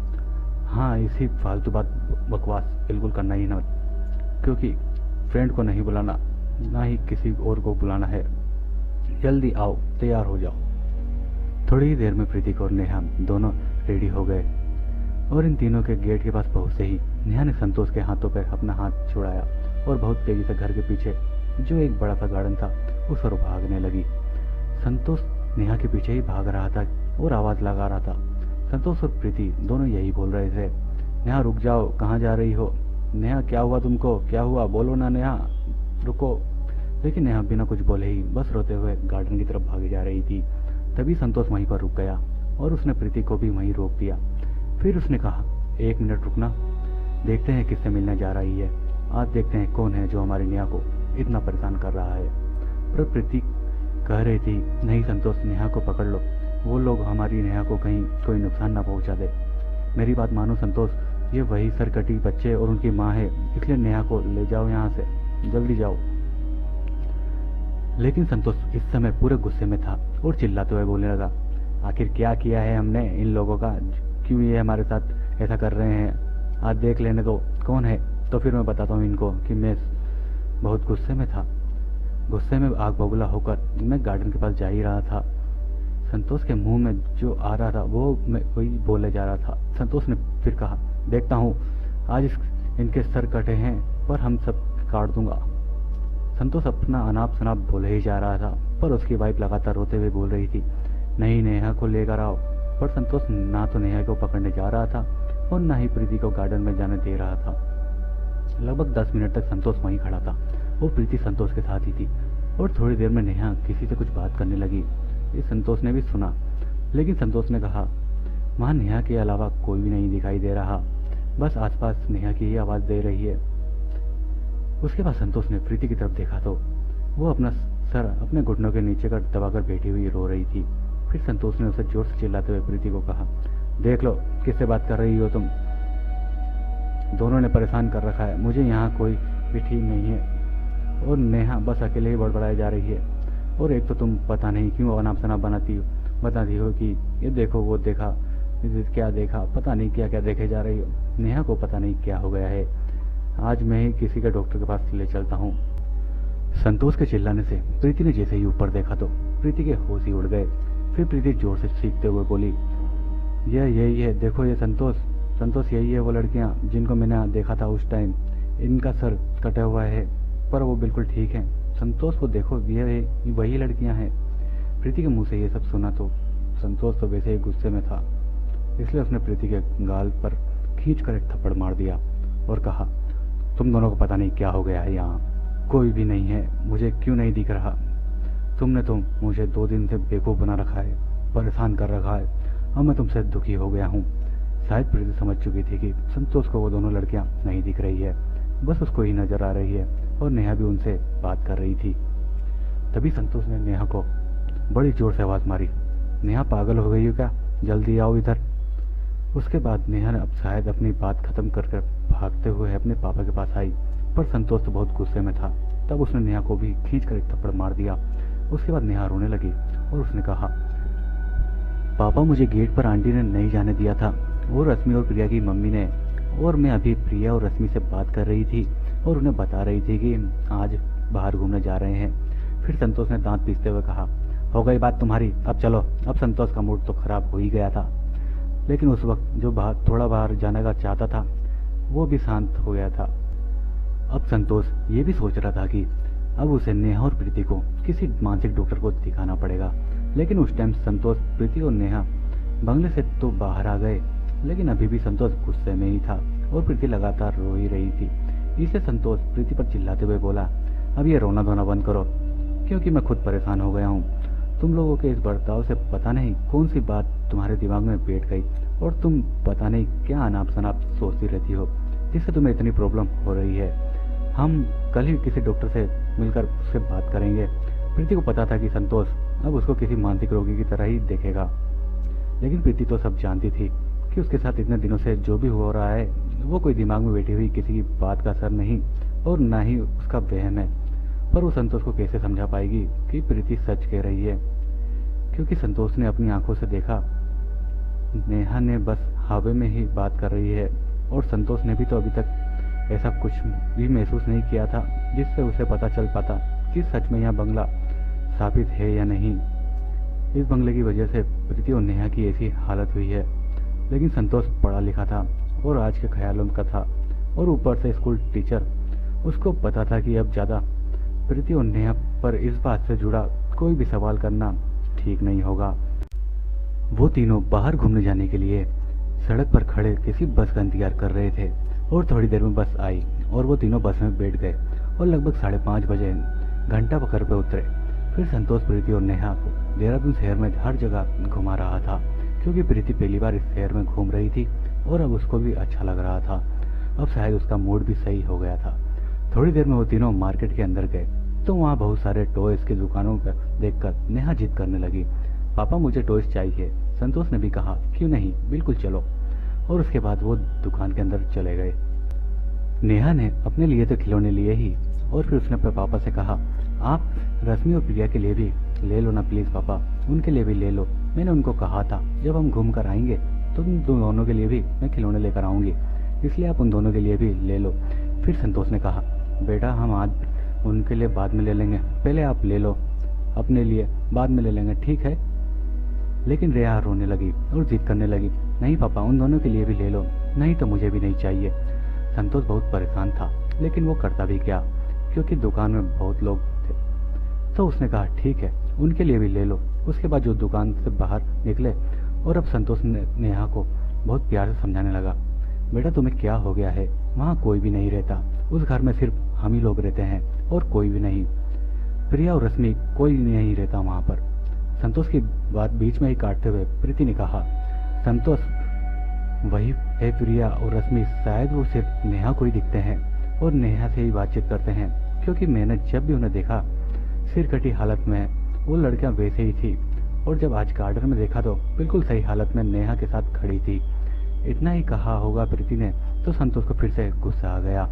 फिर संतोष ने कहा, तुम चुप हो जाओ, अब तुम्हारे चक्कर में हमारी बच्ची भी परेशान हो गई और पता नहीं क्या क्या नाप साप सोचती रहती हो, जो कुछ भी नहीं है उसके दिमाग में भी तुम्हारे चक्कर में उल्टी सीधी बातें घूमती रहती है। अब चलो आज घर जाने के बाद कल सुबह यहीं पर शहर में एक हॉस्पिटल है, वहाँ जाएंगे। प्रीति ने संतोष को इस बार कोई जवाब नहीं दिया, क्योंकि वो समझ चुकी थी कि संतोष को समझाना अब बेकार है, क्योंकि संतोष को इन बातों पर या फिर किसी भी घटना पर कोई यकीन नहीं है। लेकिन प्रीति भी ये जानती थी कि जो कुछ भी है उसी बंगले से जुड़ा है, क्योंकि जब तक वो उस बंगले में थी उसके अंदर एक अजीब सा डर और घबराहट थी, और जब भी अब वो बंगले से बाहर आ गई है तब से ही वो अपने आप को बिल्कुल सही महसूस कर रही है। और साथ ही साथ प्रीति ये भी सोच रही थी कि अभी थोड़ी देर में फिर हमें उसी बंगले पर जाना है। यह सोचकर उसका मन डर रहा था और घबरा भी रहा था। तभी नेहा ने कहा, पापा हम बहुत देर से घूम रहे हैं, अब मुझे भूख लग रही है। फिर संतोष ने कहा, हाँ चलो अब किसी रेस्टोरेंट में जाकर डिनर करते हैं, क्योंकि अब अंधेरा भी हो गया है, और उसके बाद घर जाएंगे, क्योंकि अपने पास अभी गाड़ी भी तो नहीं है, इसलिए बस में ही जाना पड़ेगा। फिर प्रीति ने संतोष से कहा, ऐसा नहीं कर सकते क्या कि हम आज रात तुम्हारे स्कूल की तरफ से जो तुम्हें रूम दिया गया है वहीं पर रुक जाएं, क्योंकि अब रात भी तो हो गई है। प्रीति की बात सुनकर संतोष ने प्रीति के चेहरे की तरफ देखा और हल्के से मुस्कुराते हुए कहा, चलो ठीक है, क्योंकि संतोष भी जानता था अभी फिर उस बंगले में जाएंगे तो फिर प्रीति को वही अनाप शनाप जो इस बंगले के बारे में बताया गया है वही सोचेगी और परेशान हो जाएगी। लेकिन ये सोच सुनकर नेहा फिर से रोने लगी और कहने लगी, नहीं, हम घर पर ही जाएंगे, वहीं पर मुझे रश्मि और प्रिया को उनके खिलौने भी देने हैं और उनको बताना भी है कि आज हम कितना घूमे और कितनी मस्ती करी। संतोष ने फिर कहा, हाँ ठीक है, चलो पहले कुछ खा लेते हैं। उसके बाद वो तीनों एक रेस्टोरेंट में गए और थोड़ा आगे जाकर एक साथ टेबल पर बैठकर खाना खा ही रहे थे और उधर उधर की बातें भी कर रहे थे कि तभी प्रीति को ऐसा महसूस हुआ कि उसके कान के पास कोई फुसफुसा रहा है। अब उसको उसके कान में फुसफुसाने की आवाज़ साफ सुनाई देने लगी। प्रीति के कान में कोई बोल रहा था, अगर तुमने नेहा को हमसे दूर करने की कोशिश की तो अंजाम बहुत बुरा होगा, इसलिए आना है तो तुम्हें बंगले में ही आना होगा, नहीं तो तुम सब मारे जाओगे। और फिर डरते हुए प्रीति ने थोड़ा बगल में देखा तो उसके होश ही उड़ गए और मानो उसके रगों में जो चलता खून था वो जम सा गया। उस भरे रेस्टोरेंट में प्रीति की आंखें और चीख गूंजने लगी। प्रीति जोर जोर से चिल्लाते हुए बाहर की तरफ भागने लगी। संतोष भी उठकर प्रीति के पास दौड़कर गया और उसने तुरंत उसे थाम लिया। प्रीति डरते घबराते हुए यही बोल रही थी कि संतोष, वो देखो, वो देखो, वो देखो, वो देखो, दोनों लड़कियां टेबल पर बैठी हैं और वो कह रही हैं कि अगर हमने नेहा को उससे दूर किया तो तुम लोगों के साथ अच्छा नहीं होगा। यही कह रही हैं, अगर तुम लोग उस बंगले में आज नहीं गए तो फिर तुम सब मारे जाओगे, इसलिए तुम्हें बंगले में आना होगा। रोते हुए प्रीति का ये सब बातें संतोष को बता रही थी कि और रेस्टोरेंट में बैठे सभी लोग प्रीति को बहुत अजीब ढंग से देख रहे थे। उसके बाद संतोष ने बिल पे करने के बाद नेहा और प्रीति का हाथ पकड़ा और रेस्टोरेंट से तुरंत बाहर आ गया। वो खुद नहीं समझ पा रहा था कि क्या करूं, क्योंकि अब उसे प्रीति की हालत देखी भी नहीं जा रही थी। अभी तक तो जो संतोष को प्रीति पर गुस्सा आ रहा था, लेकिन अब संतोष सोच रहा था कि ऐसा क्या हो गया है प्रीति के दिमाग पर। उसके बाद संतोष प्रीति और नेहा को लेकर एक बस में बैठ गया और वो लोग उसी जगह पर जाकर उतरे जहाँ संतोष का स्कूल था। अब टाइम भी बहुत हो गया था, घड़ी में लगभग 8 या 8:30 बजे होंगे। प्रीति इस समय भी शायद उसी सदमे में थी जो कुछ उसके साथ रेस्टोरेंट में हुआ, लेकिन इस बात से थोड़ा संतुष्ट थी कि कम से कम आज तो हमें उस बंगले पर नहीं जाना पड़ेगा। और इस साथ ही एक वो भी डर था जो उसके कान में सुनाई दिया था कि अगर वो नेहा को हमसे अलग किया तो अंजाम अच्छा नहीं होगा। ये सब बातें प्रीति के दिमाग में चल रही थी। उसके बाद संतोष प्रीति और नेहा को बाहर की ओर रोककर सीधा जाकर स्कूल में गार्ड के पास गया और उसने वहां जो देखा, मानो अब तो संतोष का भी होश उड़ गए। उसकी रगों में चलता खून मानो थम सा गया।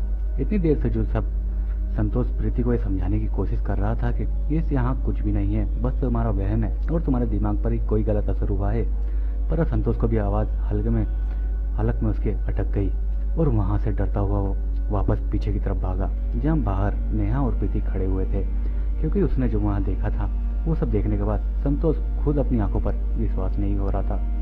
संतोष घबराता हुआ प्रीति से बोला, प्रीति चलो यहाँ से, जल्दी चलो यहाँ से। फिर प्रीति ने बार बार पूछने पर संतोष ने बताया कि उसने देखा वो जो वहाँ गार्ड नहीं है और उसकी जगह एक औरत बैठी हुई है जिसका सर कटा हुआ है और उसका कटा हुआ सर सामने के टेबल पर रखा हुआ है और उस कटे हुए सर से आवाज आ रही थी कि भलाई इसी में है, अभी तुम उसी बंगले में लौट जाओ, जाओ जल्दी उसी बंगले में लौट जाओ, नहीं तो मैं मारे जाओगे, अगर बचना है तो उसी बंगले में जल्दी जाओ, जल्दी जाओ। प्रीति ने जब सुना तो उसे समझ में आ गया कि जो अब तक उसके साथ हो रहा था वो संतोष को भी महसूस होने लगा और संतोष को भी वही औरत दिखाई देने लगी है। उसके बाद संतोष ने प्रीति का हाथ पकड़ा और प्रीति ने नेहा को गोद में उठाकर रखा था क्योंकि नेहा सो रही थी और उन्होंने वहां से भागना शुरू कर दिया। प्रीति और संतोष लगातार भागे जा रहे थे। भागते भागते दोनों बहुत थक चुके थे और प्रीति के दिल की धड़कनें भी बहुत तेज हो रही थी क्योंकि प्रीति भागते भागते बहुत थक चुकी थी और हाँफ भी रही थी। तभी प्रीति की नजर जो उसके साथ संतोष भाग रहा था उस पर पड़ी तो मानो प्रीति के पैरों तले जमीन नीचे खिसक गई।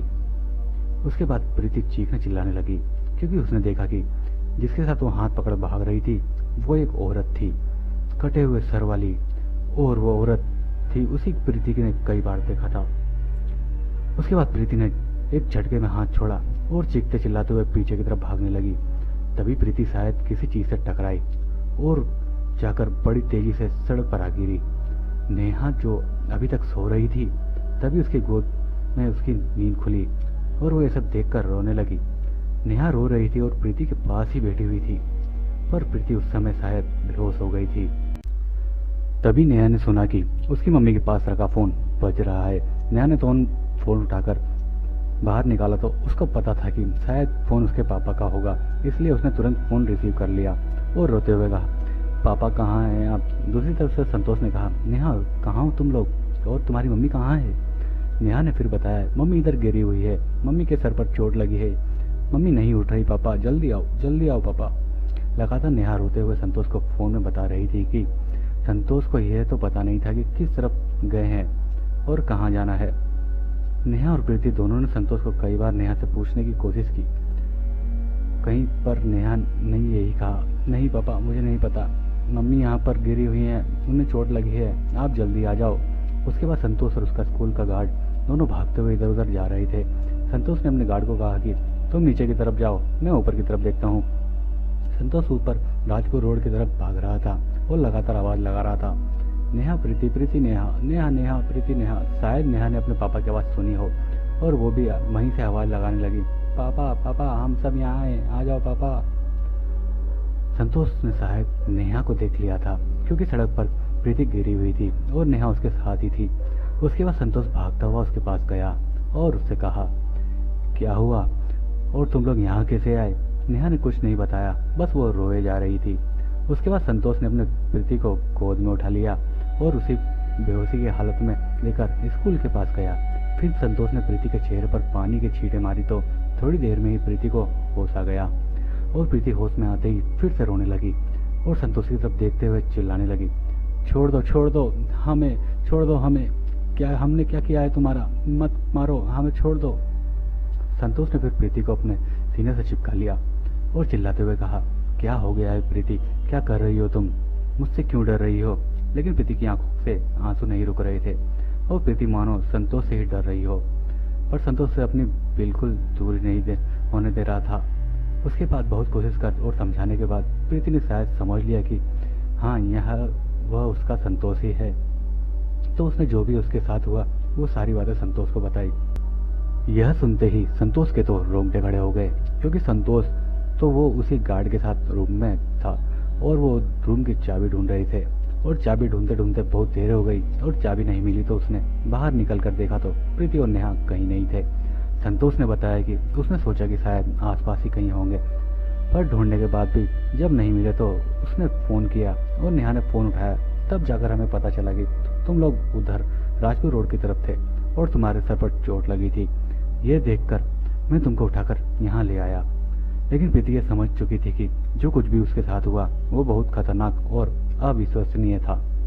तभी स्कूल के गार्ड ने कहा, सर रूम की चाबी तो मिली नहीं, पता नहीं कहाँ गई और रात भी बहुत हो गई, यहाँ बाहर ऐसे रुकना भी ठीक नहीं है क्योंकि ना तो भाभी जी और न ही नेहा की तबीयत ठीक है, इसलिए आप वहीं चले जाओ, अब तो शायद बस भी नहीं मिलना, इसलिए कोई टैक्सी या ऑटो ही करना पड़ेगा।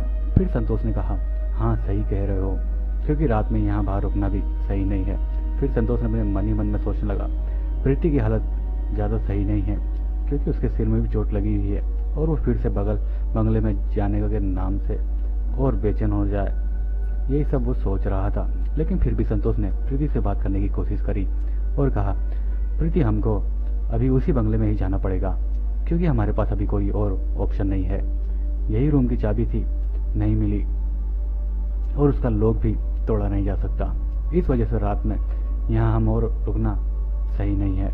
प्रीति ने सारी बात सुनी और उसने भी हाँ में सर हिला दिया। यह लोग करते भी तो और क्या करते, रात में और कोई रुका भी तो नहीं जा सकता था, इसलिए बंगले में ही जाना समझा।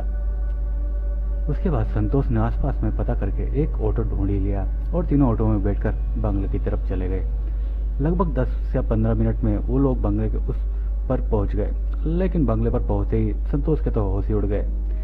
घर पर तो कोई नहीं था, तो लाइट किसने ऑन करी? प्रीति से पूछा, क्या तुमने लाइट ऑफ करी थी क्या? लेकिन संतोष को राहत की सांस मिल गई क्योंकि प्रीति ने कहा कि जाते समय उसने ही सारी लाइट ऑन कर दी थी। संतोष, प्रीति और उनकी छोटी सी बेटी नेहा अब फिर से उसी बंगले में थे जिस बंगले में आने से प्रीति के साथ अजीब अजीब हादसे हो रहे थे। और ये आते ही प्रीति को एक अजीब सा डर लगने लगा। तो उसने संतोष उसे संभालता हुआ घर के अंदर ले गया और उसने कहा, प्रीति अब कुछ नहीं होगा, सब ठीक है, हम जैसे तैसे आज की रात यहाँ बिता लेंगे, कल हम कहीं और घर लेकर शिफ्ट हो जाएंगे। कल मैं बात करके स्कूल वाले रूम पर ही रुक जाऊंगा जब तक हमें शहर में और कहीं घर नहीं मिल जाता। प्रीति सब सुन रही थी पर उसके मुंह से इस समय एक भी शब्द नहीं निकल रहा था। तभी नेहा, जो अभी तक ऑटो में बैठे बैठे सो रही थी, पर यहाँ आते ही उसका भी नींद खुल गई और वो घर में पहुंचते ही संतोष का हाथ छुड़ाकर ऊपर की तरफ जाने की कोशिश करने लगी और कहने लगी, पापा रुको, मैं रश्मि और प्रिया से मिलकर आ जाती हूँ, उनसे मुझे बातें करनी है बहुत सारी और उनको अपने खिलौने भी दे दूंगी। पर संतोष ने प्यार से नेहा को पकड़ा और कहा, बेटा हम थक गए हैं और आप भी थक गए होंगे, इतनी दूर घूम कर जो आए हैं और मम्मी के चोट भी लग गई है, इसलिए अभी आराम कर लो, सो जाओ, कल सुबह देना, ठीक है। लेकिन वो ऊपर जाने के लिए जिद करने लगी। फिर संतोष ने बार बार मना करने पर और डांटने पर नेहा बेड पर ही सो गई और संतोष और प्रीति भी बिस्तर पर लेट गए और लेटे लेटे दोनों को शायद नींद भी आने लगी थी। वैसे भी वो बहुत थक चुके थे। पर आधी रात में प्रीति की आंख फिर से खुल गई और वो चौंकते हुए उठी क्योंकि प्रीति को शायद महसूस हो रहा था कि उसके कान में कोई फुसफुसा रहा है। उसने फिर उठकर देखा कि संतोष गहरी नींद में सो रहा है और नेहा भी सो रही है। फिर प्रीति ने सामने दीवार पर लगी घड़ी पर टाइम देखा तो 12:30 हो रहे थे। संतोष सो रहा था और प्रीति की आंखें खुली हुई थी। अब प्रीति की नींद भी आना बहुत मुश्किल था और प्रीति के दिमाग में बस यही बातें चल रही थी कि जो संतोष के स्कूल के पास सड़क पर वो संतोष का हाथ पकड़कर भाग रही थी, पर अचानक वो हाथ संतोष ना होकर एक कटे सर वाली औरत का था। ये सब घटना घूम घूम के प्रीति के दिमाग में चल रही थी। पर प्रीति के दिल में एक उम्मीद भी थी कि रात अब कुछ घंटे की है और कुछ घंटों में ही खत्म हो जाएगी, फिर हम कहीं और रहेंगे और फिर सब ठीक हो जाएगा। प्रीति यही सब सोच रही थी कि तभी उसके कान में फिर से किसी ने फुसफुसाया और अब की बार आवाज बिल्कुल साफ साफ सुनाई दी, तुम यहाँ आए थे अपनी मर्जी से, लेकिन जाओगे हमारी मर्जी से, क्योंकि नेहा अब हमारी फ्रेंड है और अगर नेहा को तुमने हमसे अलग करने की कोशिश करी तो ये गलती तुम पर बहुत भारी पड़ेगी। नेहा हमारे साथ ही रहेगी, अब नेहा को कोई हमसे जुदा नहीं कर सकता। ये सुनते ही एक झटके से प्रीति फिर उठकर पेड़ पर बैठ गई और रोते हुए हवा में ही बोलने लगी, हमने क्या बिगाड़ा है तुम लोगों का, क्यों परेशान कर रहे हो हमें, क्यों मेरी बच्ची को परेशान कर रहे हो। प्रीति के इतना ही बोलते हो उसी हवा में या फिर कहो उस बेडरूम के अंदर एक जानी पहचानी थी और डरावनी फिर वही हंसी आवाज गूंजने लगी, जैसे मानो वो हंसने की आवाज प्रीति का मजाक उड़ा रही हो और उसको प्रीति को परेशान करने में शायद मजा आ रहा हो। हंसते हंसते वही आवाज अगले पल रोने बदल गई और रोते रोते बोली, अगर तुमने नेहा को हमसे अलग करने की कोशिश करने की गलती करी तो अंजाम बहुत बुरा होगा। इतना बोलकर वो आवाज फिर शांत हो गई। उसके बाद प्रीति पेट पर बैठे बैठे रो रही थी और बस भगवान से प्रार्थना कर रही थी कि हमें इस मुश्किल की घड़ी से निकलने का कोई रास्ता बताए, यहाँ से बाहर निकलने में मदद करे। काफी देर तक प्रीति पेट पर ही बैठी हुई थी, लेकिन अब उससे ना कोई आवाज सुनाई दे रही थी और ना कुछ। तो उसके बाद फिर वो चादर ओढ़कर लेट गई। प्रीति को लेटे हुए 10 से 15 मिनट हुए थे कि उसने देखा नेहा अपने बेड से उतरी और वो सीधी रूम खोलकर बाहर निकल गई। प्रीति ने संतोष को ना जगाते हुए उठी और नेहा के पीछे जाने लगी। नेहा भागते भागते पहले फर्स्ट फ्लोर पर गई, सीढ़ी से ही भागते हुए सेकंड फ्लोर पर गई, फिर थर्ड फ्लोर पर चली गई।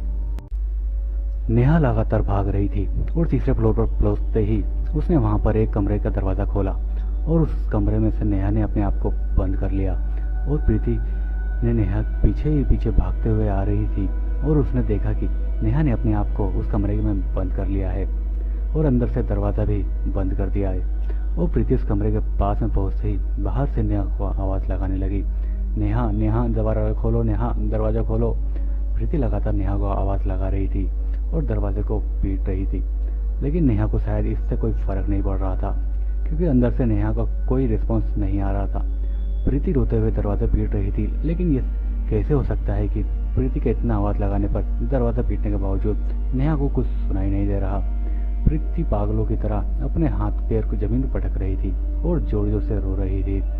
तभी अगले ही पल एकदम से उस कमरे का दरवाजा अपने आप ही हल्का फुल्का सा खुलने लगा और प्रीति अपनी नजरें गड़ाए दरवाजे को ही देख रही थी। और कमरे का दरवाजा जैसे ही खोला वैसे ही प्रीति कमरे में जाने को हुई। तभी ऐसा लगा कि किसी ने प्रीति के दोनों पैर पकड़ लिए हों और प्रीति के पैरों से ही उसे कमरे में खींच लिया और कोई उसे घसीटते हुए खींचे जा रहा था कि तभी उसने प्रीति को एक झटके से उस कमरे में अंदर पटक दिया और दरवाजा अपने आप कमरे का बंद हो गया। कमरे में तो काफी अंधेरा था, लेकिन उस अंधेरे में भी प्रीति को साफ साफ दिख रहा था कि उसके बगल में ही वो कटे सर वाली औरत खड़ी थी और उसके पास ही में यहीं पर कटे सर वाले उसके दो बच्चे भी थे जो प्रीति को कई बार दिख चुके थे। प्रीति घबराई हुई थी, लेकिन उसने वहां से उठकर भागने की जैसे ही कोशिश करी तभी एकदम से प्रीति के पीछे से किसी ने हवा में ही उठा लिया और पंखे के पास ले जाकर एक झटके में ही जमीन पर छोड़ दिया। प्रीति बड़ी जोर से फर्श पर गिरी और बड़ी जोर से उसकी चीख भी निकल गई। प्रीति दर्द से कराह रही थी कि लेकिन तभी प्रीति की नजर ऊपर छत पर पड़ी तो उसकी चीख इतनी तेज निकली कि मानो प्रीति की जान ही निकल गई हो, क्योंकि उसने देखा छत पर पंखे के बराबर में नेहा चिपकी हुई थी और नेहा का सर कटा हुआ था और नेहा का सर कटकर पंखे पर ही रखा हुआ घूम रहा था। तभी नेहा के उसी कटे हुए सर से बहुत तेज हंसने की आवाज आ रही थी। यह सब देखकर प्रीति अब अपने काबू में नहीं थी और वो बहुत जोर जोर से रोने लगी और तड़प रही थी, क्योंकि उसके सामने ही उसकी बेटी की ऐसी हालत अब उसे देखी नहीं जा रही थी। प्रीति जोर जोर से चिल्लाते हुए कहने लगी, तुम लोगों ने मार दिया मेरी नेहा को, आखिर क्यों मारा मेरी नेहा को? तुम लोगों ने क्या करा था मेरी नेहा ने तुम्हारा? प्रीति जोर जोर से रोते हुए यही बोले जा रही थी, लेकिन पंखे पर जो नेहा का कटा हुआ सर घूम रहा था उस सर से आवाज आने लगी। पहले तो हंसने की आवाज आ रही थी, पर अब नेहा का कटा हुआ सर बोल रहा था, मम्मी बताया तो था रश्मि और प्रिया मेरी फ्रेंड है और अब इनके पास आ गई हूँ। अब हम सबके साथ रहेंगे, मुझे मारा नहीं है, रश्मि और प्रिया ने मुझे अपने साथ मिला लिया है। अब हम उनको सबको मार देंगे जो भी यहाँ रहने को आएगा। प्रीति के मुंह से सब भी नहीं निकल पा रहे थे, क्योंकि उसकी बेटी की उसके सामने ही दो टुकड़ों में पड़ी थी, उसका धड़ लगता और उसका सर पंखे पर रखा हुआ बोल रहा था। प्रीति को समझ नहीं आ रहा था कि ये क्या हो रहा है। तभी नेहा का कटा हुआ सर फिर से जोर जोर से हंसने लगा और बोल रहा था, अब हम सबको मार देंगे, जो भी इस बंगले में आएगा हम सबको मार देंगे, क्योंकि ये बंगला रश्मि और प्रिया का है और अब मैं भी इनके साथ ही हूँ। इतना बोलते ही नेहा का सर एकदम से आकर प्रीति के ऊपर गिरा और प्रीति के हल्के से बहुत जोर से चीख निकली। तभी प्रीति की आंख खुली तो उसने देखा कि वो तो अभी तक पेट पर ही लेटी हुई है और तभी उसके चीखने की वजह से संतोष की भी आंख खुल गई। संतोष ने उठते ही प्रीति से कहा, क्या हुआ, तुम इतनी जोर से क्यों चीखी, क्या हो गया? उसके बाद प्रीति ने रोते हुए संतोष से कहा, नेहा कहाँ है? संतोष ने कहा, अरे ये तुम्हारे बगल में ही तो लेटी है। प्रीति ने जैसे ही नेहा को देखा उसने उसको सीने से लगाकर जोर जोर से रोने लगी। प्रीति ने नेहा को अपने सीने से चिपका कर ऐसे रो रही थी जैसे वो नेहा से बड़े दिनों के बाद मिली हो। उसके बाद संतोष ने प्रीति से कहा, क्या हो गया प्रीति? फिर प्रीति ने जो सपना देखा वो सब संतोष को बता दिया। उसके बाद संतोष ने प्रीति के सर पर हाथ फेरते हुए कहा, प्रीति तुम ये सब बातों को सोचना बंद कर दो और सो जाओ, ये रात तो आज बिता लो, कल हम किसी और जगह पर चले जाएंगे। फिर संतोष ने अपनी बात जारी रखते हुए कहा, अभी बहुत रात हो रही है, तुम सो जाओ। उसके बाद प्रीति चादर ओढ़कर लेट गई, लेकिन वो भगवान से लाख लाख शुक्र मना रही थी कि वो बस एक सपना ही था जो उसने अभी देखा था। पर उसके खुद यकीन नहीं आ रहा था कि उसने वो सपना देखा था, लेकिन जो भी था चलो कम से कम वो सपना तो था, इस बात का उससे थोड़ा सुकून था। और अभी प्रीति को लेटे हुए लगभग 5 से 10 मिनट ही हुए होंगे कि तभी उसके कानों में एक आवाज आने लगी। इस बार आवाज थोड़ी जोर जोर से आ रही थी, वो बिल्कुल साफ साफ सुनाई दे रही थी। वो किसी औरत की आवाज में बोल रही थी, जो भी तुमने अभी सपना देखा है वो हकीकत हो जाएगा अगर तुमने ये बंगला अपनी मर्जी से छोड़ने की कोशिश की और नेहा को हमसे अलग करने की कोशिश करी तो। ये आवाज सुनते ही प्रीति फिर से उठकर बैठ गई और उसने संतोष को कहा, संतोष तुमने कुछ सुना? फिर संतोष ने कहा, क्या सुना, कैसी बातें कर रही हो? प्रीति ने कहा, अभी जो आवाज आई। फिर संतोष ने कहा, मुझे तो कोई आवाज़ नहीं आई। फिर प्रीति ने कहा, लेकिन ऐसा कैसे हो सकता है, क्योंकि इस बार आवाज़ तो बहुत जोर से आ रही थी। लेकिन संतोष ने प्रीति को कहा, अरे ये कोई वहम है तुम्हारा, क्योंकि मैंने कोई आवाज़ नहीं सुनी, और तुम सो जाओ, कल सुबह बात करेंगे। उसके बाद प्रीति फिर से लेट गई और सोने की कोशिश करने लगी, लेकिन उसको नींद नहीं आ रही थी, क्योंकि उसके दिमाग में बस यही घूम रहा था कि एक तो वो पूरा भयानक सपना, और दूसरा वो जो उसको अभी आवाज़ आई थी। ये सब बातें उसके दिमाग में चल ही रही थी। काश हम यहाँ आए ही नहीं होते। प्रीति के साथ अभी जो थोड़ी देर पहले हुआ था, वो यही सब सोचते सोचते उसकी आंख लग गई, और थोड़ी ही देर बाद जब सुबह हुई तो फोन की घंटी की वजह से प्रीति की नींद खुली, तो उसने देखा अब उजाला हो गया है, और सामने घड़ी पर उसने समय देखा तो सुबह के 8:30 बज रहे थे, और फोन संतोष के स्कूल के प्रिंसिपल ने किया था। संतोष ने जैसे ही फोन रिसीव करा तो दूसरी तरफ प्रिंसिपल की आवाज़ आई। प्रिंसिपल ने कहा, संतोष तुम आज स्कूल नहीं आ रहे हो क्या? फिर संतोष ने प्रिंसिपल को ये कहकर मना कर दिया कि उनकी तबीयत ठीक नहीं है, इसलिए वो 4-5 दिन तक स्कूल नहीं आ सकता। फिर प्रिंसिपल ने संतोष को कहा, चलो ठीक है, कोई बात नहीं, आराम कर लो, दवाई वगैरह ले लेना, और जब ठीक हो लगे तब स्कूल में आ जाना। उसके बाद संतोष ने प्रीति और नेहा दोनों को उठाया और कहा, देख लो अब आज कितनी देर हो गई है। फिर प्रीति ने कहा, कल हम देर से तो लौटे थे, और कल मेरी नींद रात में भी खुल गई थी। तभी संतोष ने कहा, चलो ठीक है, अब उठ जाओ और फ्रेश हो जाओ, मैं बाहर दुकान से चाय बनाने के लिए कुछ दूध वगैरह ले आता हूँ। उसके बाद आज हम कहीं और घर देखने चलेंगे, और जब तक हमें दूसरा घर नहीं मिलता तब तक हम आज अपना सामान वगैरह लेकर स्कूल में सरकारी रूम में ही शिफ्ट हो जाएंगे, इसलिए जल्दी उठ जाओ।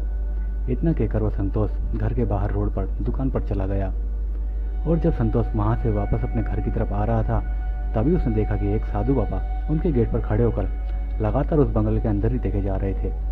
संतोष ने भी थोड़ी देर तक वहीं खड़े होकर उस बाबा को देखा, तो उससे कुछ ठीक नहीं लग रहा था, क्योंकि वो कुछ अजीब सी हरकतें कर रहा था।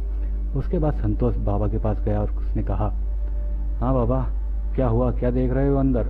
फिर बाबा ने संतोष की तरफ देखा और कहा, जो मैं देख रहा हूँ वो तुझे भी पता है, फिर भी तू मुझसे पूछ रहा है, बहुत खतरा है यहाँ, सब कुछ जानकर भी तू अनजान बन रहा है। अगर सबकी जान बचाना चाहते हो तो यहाँ से चले जाओ। संतोष को उनकी बातें थोड़ी अजीब सी लग रही थी, इसलिए फिर संतोष ने कहा, कैसी बात कर रहे हो बाबा, किसको बचाना होगा और क्या चाहिए तुम्हें? मेरे पास कुछ भी नहीं है अभी तुम्हें, चलो हटो आगे से, अंदर जाने दो। लेकिन बाबा संतोष सिर्फ कहा, जानकर भी इतना अनजान मत बनो, नहीं तो बहुत भारी पड़ेगा तुमको। अगर तुम खुद अपनी और बीच बच्चों की जान बचाना चाहते हो तो इस संकट से तुम्हें बाहर आना ही होगा, क्योंकि तुम सब एक बहुत बुरे चक्रव्यूह में फंसे हो। तुम इस बंगले में अपनी इच्छा से आ तो गए, लेकिन अपनी इच्छा से शायद जा नहीं पाओगे। संतोष पहले तो ऐसी किसी भी बातों और ऐसे किसी बाबा पर कोई भरोसा नहीं करता था, पर यहाँ आने के बाद जो सब उसकी बीवी और बेटी के साथ हो रहा था, वो सब अब संतोष की बातों को मानने के लिए मजबूर कर रहा था। उसके बाद संतोष ने तुरंत भागते हुए बाबा के पैर पकड़ लिए और कहा, बाबा मुझे माफ़ कर दो, आपको कैसे पता कि हम इस पूरे संकट में फंसे हुए हैं, और बाबा आप कैसे बचेंगे हम इस पूरे दौर से। फिर उन साधु बाबा ने बस एक ही बात कही, सबकी ज़िंदगी ऊपर वाले के हाथ में है, उस पर भरोसा रखो, कोई कुछ नहीं बिगाड़ सकता तुम्हारा, चलो अभी देखते हैं। उसके बाद संतोष बाबा को अपने साथ उसी बंगले के अंदर ले गया। संतोष और बाबा जैसे बंगले के अंदर जा रहे थे, वैसे ऐसा लग रहा था जैसे बंगले के अंदर मानो किसी के चीखने चिल्लाने की आवाज़ें आने लगी थी। ये सब आवाज़ सुनकर संतोष बहुत डर गया। उसके बाद संतोष घर के अंदर भागने लगा, आवाज़ लगाने लगा, प्रीति नेहा तुम ठीक तो हो? लेकिन तभी बाबा ने संतोष को पीछे से तुरंत पकड़ लिया और कहा, कुछ नहीं हुआ है बेटा, तुम्हारी बीवी और बच्चे बिल्कुल ठीक हैं, ये आवाज़ उनकी नहीं है, ये आवाज़ तो उनकी है जिनका ये बंगला है, जिनका ये घर है। संतोष ने कहा, मैं कुछ समझा नहीं, मतलब किसका घर है, किसका बंगला है? फिर बाबा ने कहा, चलो अभी थोड़ी देर में सब बताता हूँ, फिर तुम्हें सब कुछ पता चल जाएगा। बाबा ने इतना कहा, उसके बाद बाबा और संतोष घर के अंदर के बरामदे में आ गए। बाबा के वहाँ पहुँचते ही चीखने और चिल्लाने की आवाज़ बहुत ज़्यादा होने लगी। इससे पहले ये आवाज़ें संतोष को सुनाई नहीं देती थी। बस प्रीति ही संतोष को बताती थी कि इन आवाज़ों के बारे में। लेकिन जब आज बाबा को लेकर संतोष घर के अंदर आया, यहाँ तब से ही उसे ये सब आवाज़ें सुनाई दे रही थी। संतोष और बाबा के वहाँ पहुँचने के थोड़ी देर बाद प्रीति और नेहा भी आ गए। उनके वहाँ आते ही संतोष ने प्रीति को बताया, प्रीति, ये बाबा जी मुझे बाहर मिले हैं और ये हमको इस घर से ही हो रही समस्याओं से बचाने के लिए यहाँ पर आए हैं और बाबा को सब पता है यहाँ जो कुछ भी हो रहा है। ये सुनकर प्रीति रोने लगी। उसने तुरंत बाबा के पैर पकड़ लिए और फिर उनसे कहा, बाबा आप बचा लो हमें और हमारी बच्ची को, क्योंकि जब से मैं इस बंगले में आई हूँ तब से मेरे साथ बहुत अजीब अजीब घटनाएं हो रही हैं। यहाँ कोई तो है जो कहता है कि ये बंगला हमारा है और यहाँ कोई नहीं रह सकता। यहाँ जो आता है फिर वो जिंदा वापस नहीं जाता। अगर बाबा वो कहते हैं कि नेहा उसकी अपनी दोस्त है और अगर हम लोग उनका नेहा को अलग करेंगे तो वो हम सबको मार देंगे। फिर बाबा ने प्रीति, नेहा और संतोष तीनों को देखा और कहा, सब ठीक हो जाएगा। फिर बाबा ने अपनी बात जारी रखते हुए कहा, ये जो बंगला है ये उन्हीं 3 लोगों का है जो आज से 25 साल पहले रहते थे। संगीता और उसकी 2 बेटियां रश्मि और प्रिया यहाँ रहा करते थे। वो तीनों बहुत खुश रहते थे। रश्मि और प्रिया इस पूरे बंगले के ऊपर नीचे खेला करते थे क्योंकि ये उनका ही घर था। कुछ साल पहले उनके पिताजी की सड़क दुर्घटना में मौत हो गई थी। तब से संगीता अपने दोनों बच्चों को पढ़ाती और यहीं पर अपने बंगलों में रहती थी। संगीता के पास कोई काम वगैरह नहीं था, इसलिए उसने नीचे पूरे ground floor first second floor का हिस्सा किराए पर दे रखा था। किराया भी अच्छा खासा मिल जाता था जिससे संगीता का गुजर बसर हो जाता था। बाबा ने अपनी बात जारी रखते हुए बताया कि संगीता ने अपना बंगला जिसको किराए पर दिया हुआ था वो किराया नहीं दे रहा था और उसने कुछ कानूनी कार्रवाई करके वो बंगला अपने नाम करवा लिया था। लेकिन संगीता ने भी ये कह दिया था कि चाहे कुछ भी हो जाए मैं अपना घर छोड़कर नहीं जाऊंगी क्योंकि ये बंगला हमारा है। लेकिन संजय प्रसाद ने उस बंगले पर अपना हक जमाना शुरू कर दिया और उस संगीता ने कहा कि बस 3 दिन के अंदर तुम यह घर खाली करके चले जाओ वरना अच्छा नहीं होगा। लेकिन संगीता अपने दोनों छोटे बच्चों को लेकर कहाँ जाती, क्योंकि वो हमेशा से इसी घर में थे और जिसको उसने घर पर किराए पर दिया था आज वो बेईमानी करके उसके और उसके बच्चों को घर से निकाल रहा था। संजय प्रसाद को जब ये यकीन हो गया कि ऐसे तो संगीता यहाँ से नहीं जाएगी, कुछ करना ही होगा, तो उसने एक दिन रात को लगभग 11 या साढ़े 11 बजे जब संगीता और उसके बच्चे सो रहे थे, वो सब तीसरे फ्लोर पर ही रहते थे, संजय ने एक प्लान बनाया कि आज ही इसका काम तमाम कर देने का। संजय प्रसाद अपने हाथों में तेज धार तलवार औजार लिए हुए तीसरे फ्लोर के बेडरूम तक दरवाजे पर खड़े होकर दरवाजा खटखटाने लगा। दरवाजे के खटखटाने की आवाज़ सुनकर संगीता ने अंदर से ही कहा, कौन? फिर बाहर से संजय ने कहा, 1 मिनट के लिए दरवाजा खोलना, थोड़ा काम है।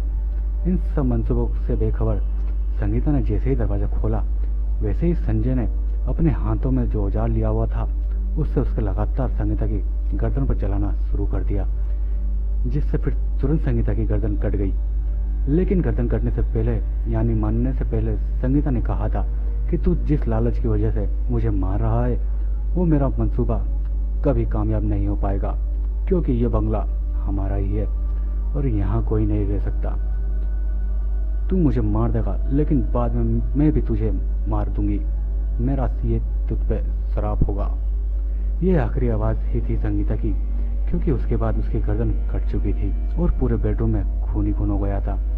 उसके बाद उसके चीखने की वजह से उसके दोनों बच्चे भी जाग चुके थे और उन्होंने देख भी लिया था कि उनकी मम्मी की हत्या कर दी संजय ने। उसके बाद संजय ने रश्मि और प्रिया की भी उसी हथियार से उसकी समय रहते गर्दन उड़ा दी। एक साथ तीनों लोगों की हत्या करने के बाद उसने उन तीनों की आधी कटी लाश पास ही के जंगल में डाल दी। उसके बाद इनकी लाशों से तो जंगली जानवर खा गए और कानी रूप से भी संजय ने अपने इस घर को अपना ही कर लिया था। इस बार पुलिस ने भी कोई ज़्यादा इन्वेस्टिगेशन नहीं किया, लेकिन यह भी है कि उस घटना के 1 हफ्ते बाद ही पहले संजय फिर धीरे धीरे जो भी उसके परिवार के लोग यहाँ रहते थे, बीवी बच्चे, सबकी मौत हो गई और उसके बाद यह बंगला बंद रहता था। लेकिन संजय के भाई मनोज ने इस बंगले को किराए पर देना शुरू कर दिया लेकिन जिस भी व्यक्ति को उस बंगले का किराया दिया जाता उस व्यक्ति को 5-6 दिन के अंदर ही मौत हो जाती। बाबा ये सारी बातें बता ही रहे थे कि, लेकिन ये सब बताते बताते अचानक से बाबा को आवाज बदल गई और डरावनी, खतरनाक और भयानक आवाज में बाबा बोलने लगे, और अब तुम सबकी बारी है, तुम भी मारे जाओगे, अब तुम भी मरोगे। बाबा ने इतना बोला ही होगा कि प्रीति और संतोष ने उस बाबा के चेहरे की तरफ देखा तो दोनों के होश उड़ गए और दोनों की रगों में चलता खून फिर से जम गया और बस प्रीति के मुंह से एक चीख निकल कर रह गई, क्योंकि संतोष जिस बाबा को अपने साथ लेकर आया था, देखते ही देखते वो बाबा उसी कटे हुए सर वाली औरत में बदल गया और फिर उसके बाद देखते देखते उस ड्राइंग रूम में डरावनी हंसी आवाज गूंजने लगी। फिर हंसते हंसते अब बोल रही थी, बस आज तुम लोग मारे जाओगे, अब नहीं बचेगा कोई। तुम यहाँ अपनी मर्जी से आए थे, लेकिन अपनी मर्जी से जिंदा नहीं जा सकते, क्योंकि ये बंगला सिर्फ मेरा है, मेरा। इस बंगले से अगर कोई यहाँ रहने की कोशिश भी करेगा तो बस वो मारा जाएगा। इतना बोलने के लिए बाद उस सरकटी लाश ने संतोष को हवा में ही उठा लिया। संतोष चिल्ला रहा था और रहम की भीख मांग रहा था, छोड़ दो, हमें छोड़ दो। नेहा और प्रीति भी रो रहे थे, लेकिन उन पर कोई इसका असर नहीं दिख रहा था। संतोष को उसने हवा में ही उठाया हुआ था और पूरे हॉल में उस कटे सर वाली औरत को हंसने की आवाज गूंज रही थी और वो कह रही थी, सबको मार देंगे हम, अब कोई नहीं बचेगा। उसके बाद हवा में उठते संतोष को सिर कटी के ऊपर तीसरे फ्लोर पर छत पर लेकर चली गई। प्रीति और नेहा भी सीढ़ी से भागते हुए तीसरे फ्लोर की छत पर चले गए। संतोष चीख चिल्ला रहा था, छोड़ दो, छोड़ दो। तभी उस सरकटी औरत ने संतोष को उस तीसरी मंजिल की छत से नीचे सड़क के ऊपर ही से ही छोड़ दिया और उसके साथ संतोष की फिर वो एक आखिरी जोरदार चीख निकल गई। यह देखकर प्रीति और नेहा दोनों ही जोर जोर से रोने लगे और उसके तुरंत वहां प्रीति नेहा को लेकर सीढ़ियों से नीचे की तरफ भागने लगी। नीचे सड़क पर जाने के लिए वो सीढ़ियों से लगातार नीचे उतर रही थी और उसने नेहा को गोद में उठाए हुए भी था, लेकिन तभी किसी ने प्रीति को उसके पैरों के से ही पकड़कर हवा में उठा लिया और तभी उसके गोद से नेहा वहीं सीढ़ी पर गिर गई और उसके बाद वो सिरकटी औरत प्रीति को भी बंगले की छत पर ले गई और फिर उसने नेहा को भी उस बंगले की छत से नीचे फेंक दिया। उसके बाद प्रीति की जोरदार तड़पने की चीख की आवाज पूरे घर में गूंजने लगी और प्रीति शायद काफी देर तक तड़पती रही और चिल्लाती रही, लेकिन उधर पीछे की तरफ कोई ज्यादा आता जाता नहीं था, इसलिए किसी की नजर नहीं पड़ी और प्रीति ने भी वहीं अपना दम तोड़ दिया। पर नेहा अभी भी वहीं पर थी और रो रही थी। पर कुछ देर बाद लोगों ने सड़क की तरफ पीछे दो डेड बॉडी पड़ी हुई देखी तो उन्होंने तुरंत पुलिस को इन्फॉर्म किया।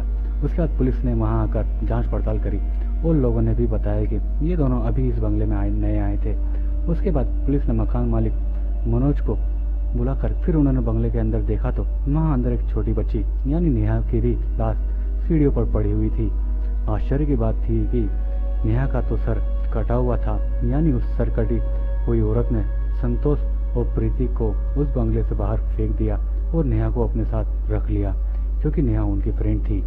उसके बाद संतोष और प्रीति की पोस्टमार्टम रिपोर्ट से पता चला कि इनकी मौत काफी ऊपर से गिरने से हुई है और नेहा की मौत गला कटने की वजह से हुई। पुलिस की छानबीन के लगभग 2 साल तक वो बंगला बंद था, पर अब फिर से उस बंगले में के मालिक ने अखबार में उस बंगले का एडवर्टाइजमेंट देना शुरू कर दिया है। यह बंगला बड़ा और बहुत आलीशान है और देहरादून में सबसे कम किराए में मिलता है। क्या आप भी इस बंगले में रहना चाहेंगे?